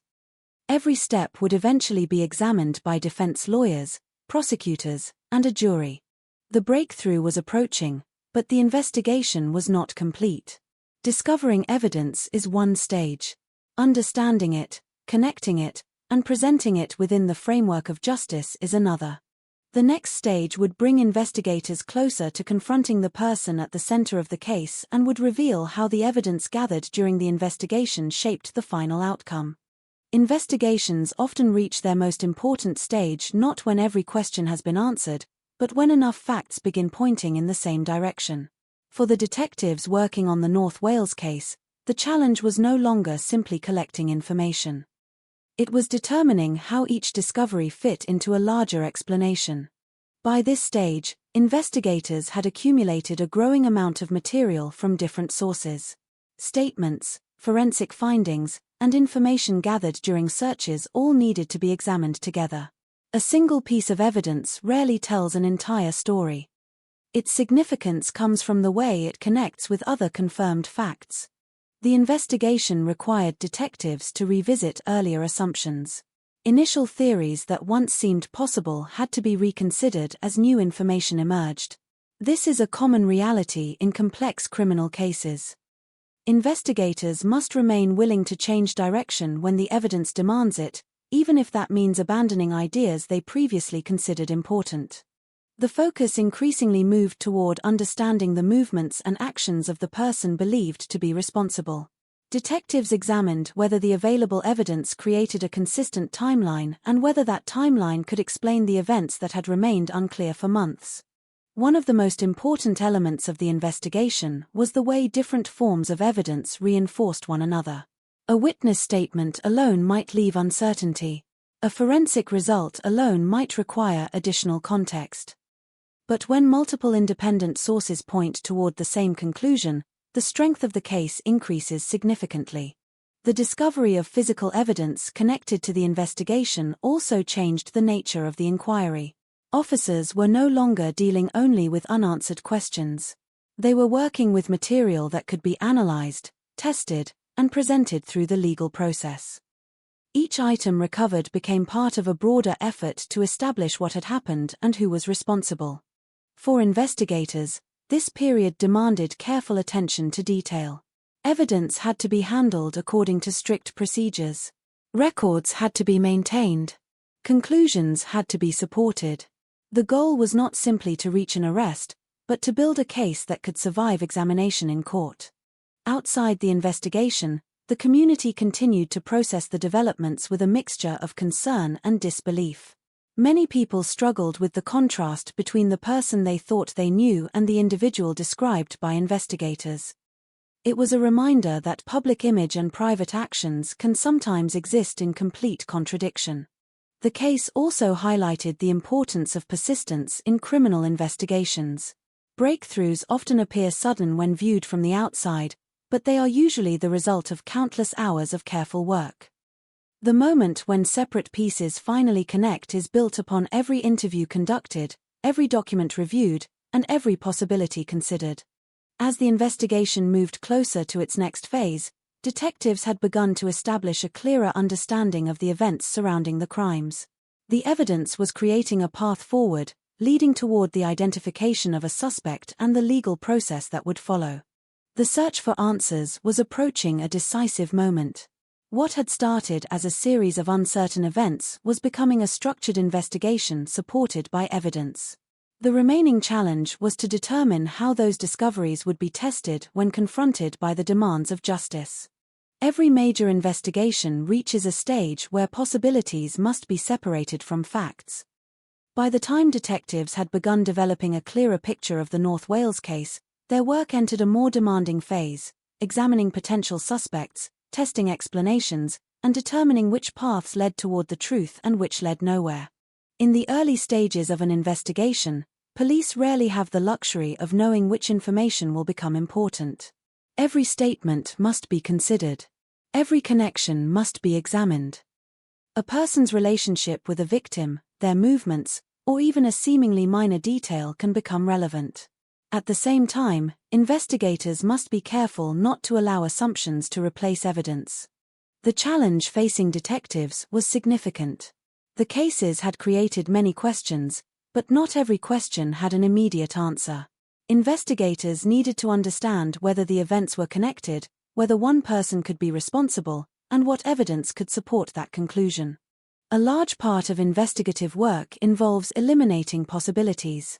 The public often focuses on the moments when police identify a suspect, but much of the process involves examining people who ultimately have no connection to the crime. These steps are essential. Each eliminated possibility helps narrow the search and prevents investigators from pursuing conclusions based only on coincidence. Witness interviews played an important role during this period. Detectives spoke with people who had interacted with the victims, individuals who may have noticed unusual activity, and members of the community who could provide information about timelines and movements. These conversations required patience because human memory is complex. People may remember certain details clearly while forgetting others, and investigators must carefully evaluate what information can be verified. As evidence continued to develop, attention increasingly focused on Peter Moore. However, suspicion alone was not enough. Investigators needed to establish whether the available information created a reliable connection between Moore and the crimes under investigation. This distinction is central to the justice system. Police investigations are not based on reputation, rumors, or public opinion.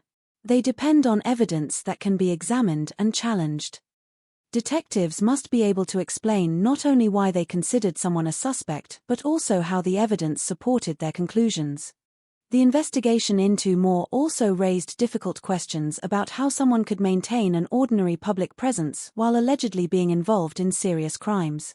Those questions became part of the broader examination of the case. Investigators looked beyond appearances and focused on documented facts, knowing that public perception could never replace proof. During this period, officers continued gathering information and reviewing material connected to the investigation. Searches, interviews, and forensic analysis all contributed to building a more complete understanding of events. Each step was designed to answer specific questions rather than simply confirm existing beliefs. The pressure surrounding the investigation continued to grow. Families affected by the case wanted answers. The community wanted reassurance. Investigators understood the importance of moving carefully while also recognizing the need for progress. Eventually, the accumulated evidence began to shift the investigation from uncertainty toward a more focused direction. What had once been a wide search involving many possibilities became an increasingly concentrated effort centered on one individual. But identifying a suspect was only one stage of the process. The next challenge was proving the connection through evidence strong enough to withstand legal examination. The investigation would soon move from searching for answers to confronting those answers in a formal process of justice. As investigators continued examining the evidence surrounding the North Wales killings, the focus of the inquiry gradually became more defined. What had once been a broad investigation involving numerous possibilities was becoming a case centered on a smaller number of questions: who had the opportunity, who could be connected through evidence, and what explanation could account for the information already collected. This stage of an investigation is often where patience becomes just as important as discovery. Detectives must resist the pressure to reach conclusions before the evidence is complete. A suspect may appear significant because of one detail, but that detail must be tested against everything else known about the case. A strong investigation is not built on one unusual fact, it is built on a pattern of reliable facts that support the same conclusion. As police continued their work, they examined Peter Moore's background, movements, and possible connections to the developing investigation.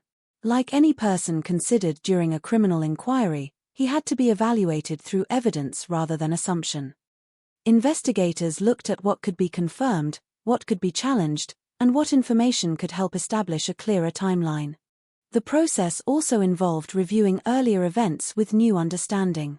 Once investigators began considering the possibility of a connection between multiple incidents, information that had previously seemed unrelated gained new importance. Past statements were revisited. Details were compared. Gaps in the timeline were examined more closely. This is one of the most demanding parts of investigative work. Detectives must constantly balance two responsibilities: following every credible lead while avoiding conclusions based on incomplete information. The goal is not simply to find someone who appears suspicious. The goal is to identify the person responsible through evidence that can withstand scrutiny. The investigation also highlighted the importance of forensic science in modern policing. Physical evidence can provide answers that human memory cannot always provide. While witness accounts remain valuable, scientific examination offers another method of establishing connections between people, places, and events. As evidence accumulated, investigators developed a stronger understanding of the relationship between Moore and the crimes under examination. The case was no longer based only on questions. It was becoming a structured investigation supported by multiple sources of information. However, even at this stage, detectives understood that the next steps would require careful preparation. An arrest would represent a major development, but it would not be the end of the investigation. Prosecutors would need to examine the evidence. Defense lawyers would challenge it. A court would ultimately decide whether the case had been proven beyond reasonable doubt. For the wider community, the possibility that the investigation had reached a suspect brought mixed emotions. There was relief that answers might finally emerge, but also disbelief that such serious events could be connected to someone who had been part of ordinary community life. The contrast between everyday appearances and hidden actions became one of the most discussed aspects of the case. It demonstrated why investigators must look beyond reputation and familiarity. A person's public identity may tell only part of a story. Evidence reveals the rest. As the investigation moved forward, the remaining questions became increasingly specific. How would the evidence be presented? Would the suspect cooperate or challenge the accusations? Could investigators establish a complete account of events? The answers would come through the next phase of the case, when the investigation reached its decisive breakthrough and the hidden details that had remained uncertain for months began to emerge into public view. By the final stages of the investigation, detectives were no longer searching through an endless number of possibilities. Months of work had transformed a confusing collection of events into a structured case. However, narrowing the investigation did not mean the difficult work was finished. In many ways, this was the stage where the greatest responsibility began. A suspect can become the focus of an investigation, but the burden remains on investigators to prove the connection through reliable evidence. Every conclusion must be supported. Every timeline must be carefully examined. Every assumption must be questioned. The difference between believing something happened and proving it happened is the foundation of criminal justice. For the officers working on the case, the challenge was to create a complete and accurate picture. They needed to understand not only what evidence existed, but how each piece connected to the larger investigation. A single discovery might provide an important clue, but a successful prosecution requires a chain of evidence strong enough to explain events clearly. As attention remained focused on Peter Moore, investigators continued reviewing information connected to him. They examined details that could confirm or challenge their developing theory. This process required discipline because investigators had to remain open to any possibility, even those that could weaken their own assumptions. The investigation also entered a psychological dimension. Detectives were attempting to understand how someone who appeared familiar within the community could become the center of such serious allegations. However, they approached this question carefully. Understanding behavior could provide context, but only evidence could establish responsibility. One of the difficulties in cases involving individuals with ordinary public identities is the conflict between perception and reality. People who knew Moore through everyday interactions had their own impressions of him. Investigators, however, had to look beyond those impressions and focus on facts gathered through professional procedures. During this period, every piece of information became part of a larger evaluation. Witness accounts were compared. Physical evidence was analyzed. Previous discoveries were reconsidered in light of new information. The investigation became a process of confirmation, where each element had to support the developing picture. The pressure surrounding the case continued to increase. For the families affected, the investigation represented a search for answers after a period of uncertainty. For the community, it represented a desire to understand how such events could have occurred. For investigators, It represented the responsibility of ensuring that the truth was established through careful and lawful methods. Eventually, the evidence reached a point where investigators believed they had enough information to take the next decisive step. The case was no longer defined only by unanswered questions. It had reached a stage where those questions could be addressed through formal action. Yet the upcoming developments would create another challenge. Bringing a suspect into custody does not automatically resolve a case. Investigators would still need to examine statements, verify evidence, and prepare for the possibility that every aspect of their work would later be challenged in court. The investigation had reached its turning point. The search for a connection was ending, and the process of proving that connection was beginning. What happened next would change the direction of the case forever, as investigators moved from gathering evidence to confronting the individual they believed stood at the center of one of North Wales' most significant criminal investigations.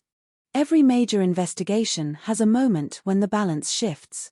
For weeks or months, detectives may work with uncertainty, following leads, testing theories, and searching for connections that are not immediately visible. Then, gradually, the evidence begins to point in one direction. The investigation does not become simple, but it becomes clearer. For the North Wales case, that turning point came at the end of 1995, when investigators began moving closer to Peter Moore. What had previously been a collection of disturbing events and unanswered questions was becoming a focused inquiry supported by evidence. The breakthrough did not come from one single discovery alone. It was the result of multiple investigative steps coming together. Witness information, forensic examination, and the reconstruction of events created a stronger understanding of the case. Each element added another piece to a picture that had taken months to assemble. One important development involved evidence connected to the discovery of Anthony Davies. When investigators examined the circumstances surrounding Davies's death, they identified information that helped direct attention toward Moore. A vehicle associated with Moore had reportedly been noticed in the area connected to the investigation, creating a significant lead for detectives to examine. In criminal investigations, a lead is only the beginning. Police must determine whether it is meaningful or simply a coincidence. The investigation team continued examining the available evidence, looking for confirmation from independent sources. Forensic science played a crucial role during this stage. Evidence recovered during the investigation was analyzed carefully, allowing investigators to compare scientific findings with the developing timeline. The value of forensic evidence lies in its ability to provide information beyond personal accounts or assumptions. It creates another layer of verification. As the evidence continued to accumulate, investigators moved closer to confronting Moore. The arrest that followed represented a major moment in the investigation, but it was also the beginning of a new phase. Police now had to establish the full extent of what had happened and determine whether the evidence supported the allegations against him. Following his arrest on December 21, 1995, Moore provided information that significantly changed the direction of the inquiry.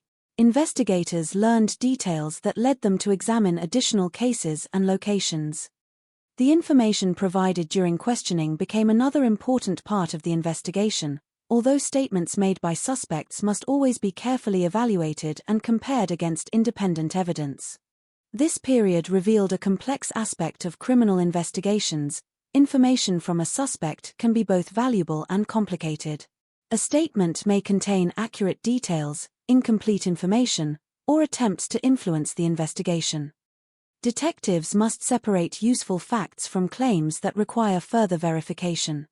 The investigation into Moore expanded as officers examined whether there were additional victims connected to him. Information that emerged during this period led police to investigate other incidents beyond the 4 murders for which he would eventually be convicted. For the families affected, the breakthrough brought answers that had been desperately awaited, but it also brought the painful reality of what those answers meant. Solving a case does not erase loss. It provides accountability and understanding, but it cannot restore the lives that were taken. The arrest of Peter Moore transformed the case from a search for an unknown offender into a legal process focused on evidence, responsibility, and justice. The investigation had reached the point where questions would soon be tested in court. But before a verdict could be reached, prosecutors would need to present the evidence, defense lawyers would challenge the case, and a jury would be asked to decide whether the truth had been proven beyond reasonable doubt. The breakthrough had arrived. The investigation had found its direction. Now, the justice system would determine the final outcome. The arrest of Peter Moore did not represent the end of the investigation. In many ways, it marked the beginning of the most demanding stage. Finding a suspect and proving a case are two completely different challenges. Once investigators had focused their attention on Moore, every piece of evidence had to be examined with even greater care. A criminal investigation is ultimately a search for certainty. Police officers may develop strong beliefs about what happened, but those beliefs must be transformed into facts that can withstand examination in a courtroom. Every connection must be supported. Every timeline must be tested. Every piece of evidence must have a clear explanation. Following Moore's arrest on December 21, 1995, investigators continued working to establish the full scope of the case. They examined information provided during questioning, compared statements with known evidence, and reviewed previous discoveries. The goal was not simply to confirm an existing theory, but to determine whether the evidence created a complete and reliable account of events. One of the most significant aspects of the investigation was the way different forms of evidence began reinforcing each other. Witness information, forensic findings, and discoveries made during searches all contributed to a broader understanding. No single element carried the entire case. Instead, the strength came from the combination of multiple independent pieces. Investigators also faced the difficult task of examining statements made by Moore himself. When suspects provide information about a case, detectives must approach those statements carefully. A confession or explanation can contain important details, but it must still be checked against evidence. Investigators cannot rely only on words, they must establish whether those words match reality. Moore initially provided information that helped police locate evidence connected to the investigation, including details about missing individuals and locations. However, his later attempts to change his account created additional questions. Investigators had to determine which parts of his statements could be verified and which parts appeared inconsistent with the established evidence. This process demonstrated the importance of patience in criminal investigations. A case is not solved simply because a suspect has been identified. The investigation must continue until the evidence creates a complete picture that explains what occurred and supports the conclusions reached by authorities. As police examined the evidence collected against Moore, they also looked into the possibility of other offenses beyond the 4 murders for which he would later be convicted. His statements led investigators to consider whether there had been a wider pattern of criminal behavior over previous years. For the community, these developments created a complicated reaction. There was relief that the uncertainty surrounding the investigation was beginning to end, but there was also shock as more information became public. The possibility that serious crimes had been committed by someone who appeared familiar to many people challenged the community's understanding of trust and safety. For investigators, however, the focus remained on evidence. Public reaction, rumors, and speculation could not determine the outcome. The case would ultimately depend on what could be proven through the proper legal process. By early 1996, the investigation had moved from discovery into preparation. Detectives had gathered the material they believed demonstrated Moore's involvement. Prosecutors began preparing the case that would later be presented before a jury. The breakthrough had revealed the person at the center of the investigation. But the final question remained: could the evidence convince a court of law?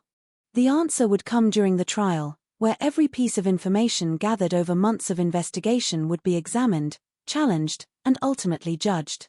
The most significant breakthroughs in criminal investigations are rarely moments of instant clarity. They are usually the result of countless small discoveries finally aligning. A witness statement, a forensic result, a recovered item, or a timeline detail may appear limited when viewed alone. But when investigators place those pieces together, they can reveal a much larger picture. For the North Wales investigation, the arrest of Peter Moore represented a dramatic change in direction, but it also opened a new set of responsibilities. Detectives now had to move beyond suspicion and establish the complete circumstances surrounding the crimes. The question was no longer simply who they believed was responsible. The question was whether every conclusion could be supported by evidence. Investigators returned repeatedly to the details they had gathered. They examined the information provided during interviews, compared it with physical evidence, and reviewed the sequence of events surrounding each case. This careful process was essential because a criminal trial does not examine beliefs or theories. It examines facts that can be proven. One of the most important developments after Moore's arrest was the discovery that the investigation extended beyond the cases initially known to police. Information obtained during the inquiry led detectives to examine additional incidents and consider whether there was a wider pattern of offending. This created a new challenge. Expanding an investigation requires investigators to separate confirmed facts from unverified claims. Every new allegation must be examined independently. Every location must be assessed. Every piece of information must be tested before it can become part of the official record. The case also demonstrated the complicated role of statements made by suspects. Information provided by a person under investigation can sometimes help authorities uncover important evidence, but it can also contain attempts to confuse or redirect attention. Detectives must carefully compare words with facts, ensuring that the final understanding of events is based on verification rather than statements alone. As the investigation developed, authorities uncovered evidence that they believed connected Moore to the crimes. Items recovered during searches, forensic findings, and information gathered from the inquiry created a framework that prosecutors would later use in court. The importance of this stage cannot be overstated. A successful investigation is not measured only by identifying a suspect. It is measured by whether the truth can be established through a fair and reliable process. Every procedure, every search, and every interview contributes to creating a record that can be examined by others. For the families affected by the case, the breakthrough represented a complicated moment. Answers were finally beginning to emerge after months of uncertainty, but those answers came with the knowledge that the investigation had confirmed devastating losses. Justice could provide accountability, but it could not reverse what had happened.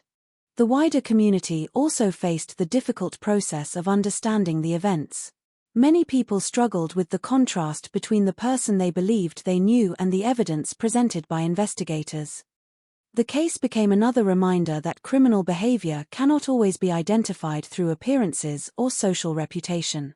As preparations began for the legal proceedings ahead, the investigation entered its final stage.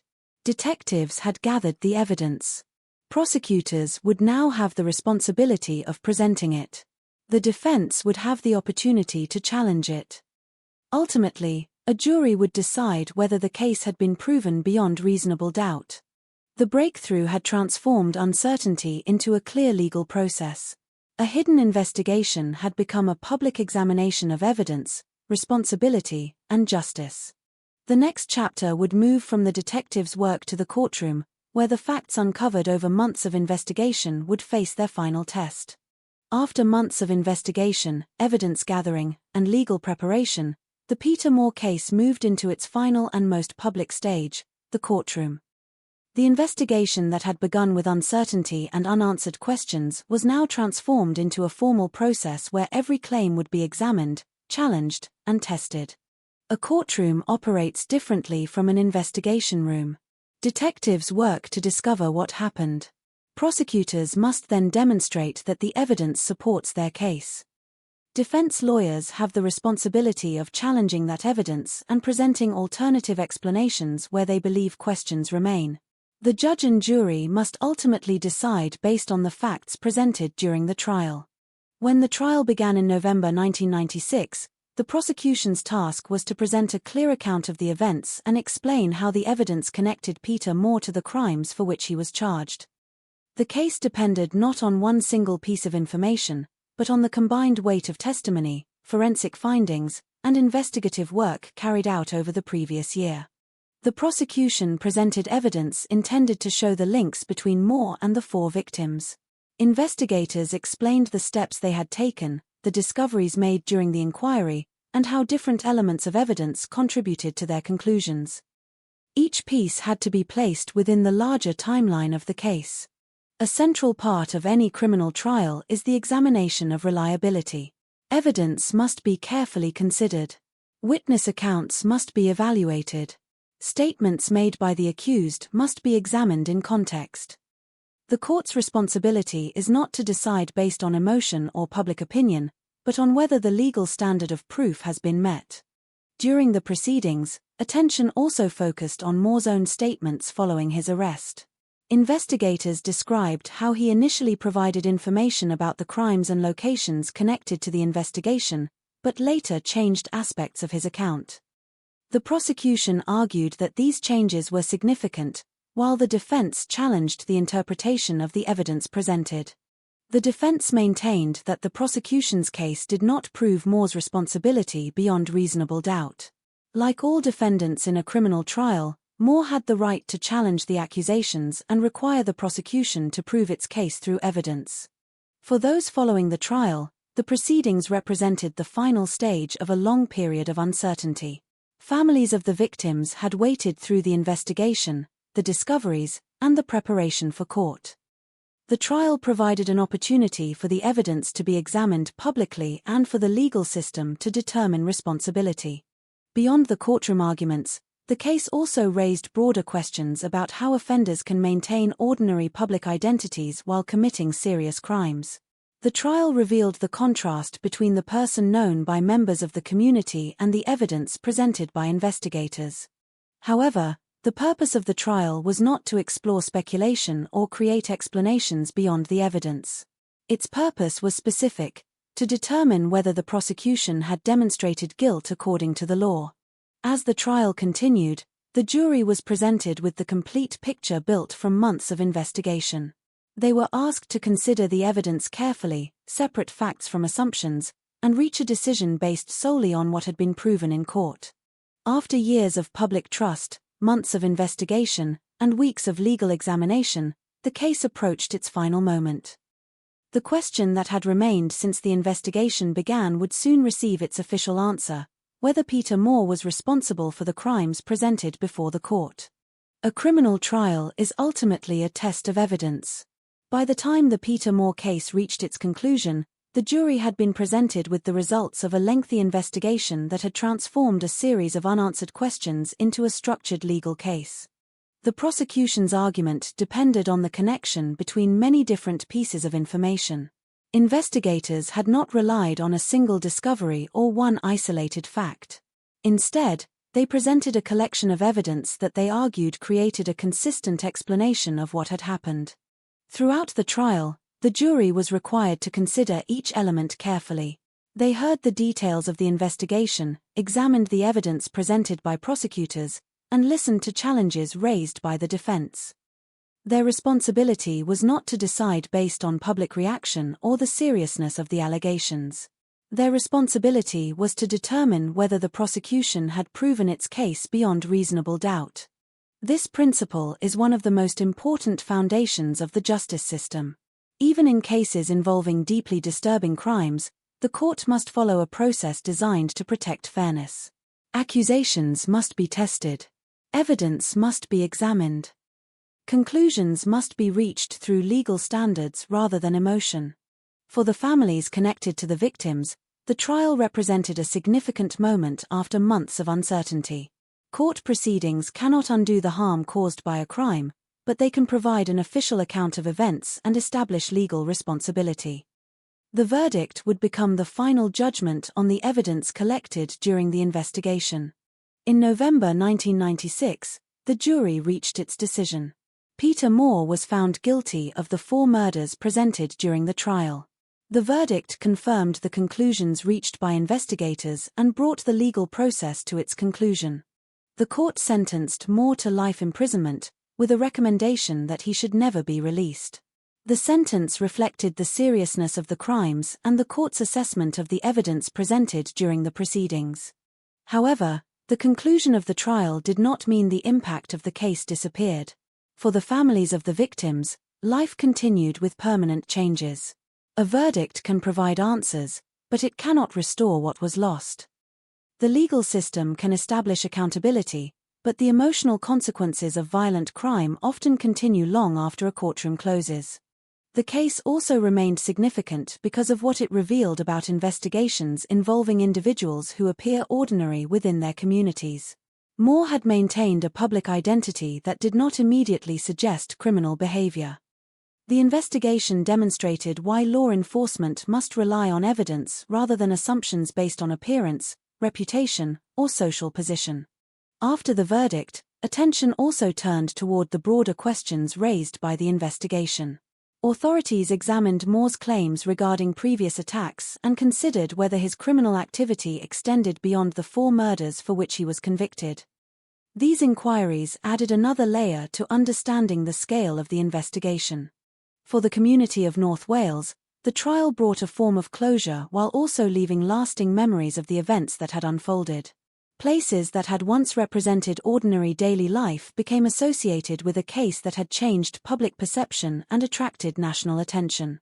The verdict marked the end of the courtroom process, but not the end of the story.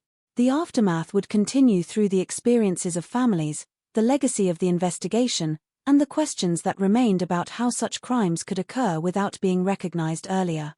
Justice had delivered its decision. The next chapter would examine what remained after the trial, the consequences, the lessons, and the lasting impact of the case. The conclusion of a trial often creates the impression that a case has reached its final chapter. A verdict is announced, a sentence is delivered, and the legal process comes to an official end. But for everyone connected to a serious criminal case, the reality is more complicated. The courtroom may close, yet the consequences continue. For the families of Henry Roberts, Thomas Hulse, Keith Randalls, and Anthony Davies, the verdict represented an acknowledgement of what had happened and a formal recognition of responsibility.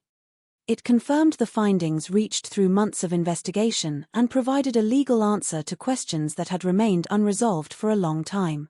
But justice has limits. A conviction can establish accountability.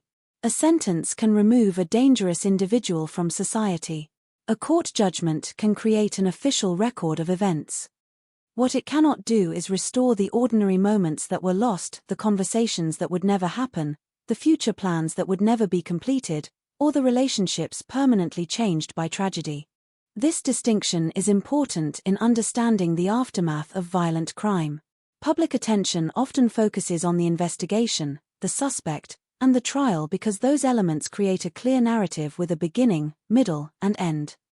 For those personally affected, however, there is no simple ending. Their experience continues beyond the date of a verdict. The Peter Moore case also became an example of how investigations evolve over time. What began as separate incidents eventually became a connected inquiry involving forensic examination, witness interviews, and careful reconstruction of events. The work of investigators demonstrated the importance of persistence when facing cases where the truth is hidden beneath uncertainty.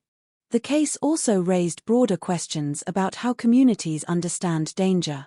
Before the investigation, many people believed serious crimes of this nature belonged somewhere else, larger cities, unfamiliar places, or situations far removed from their own experiences. The discovery that such crimes could occur within a familiar community changed the way many people viewed trust and safety. Another lasting lesson was the importance of evidence over appearances.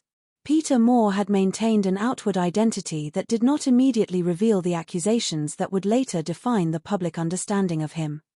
The investigation showed why professional inquiries must look beyond reputation and rely on facts that can be examined and verified. The case also demonstrated the complexity of understanding offenders. Public curiosity often searches for simple explanations, hoping to find a single reason that makes such crimes understandable. In reality, criminal behavior is usually the result of multiple factors, and investigations must focus first on establishing facts rather than creating explanations without evidence. Years after the trial, the names connected to the case continued to carry different meanings for different people.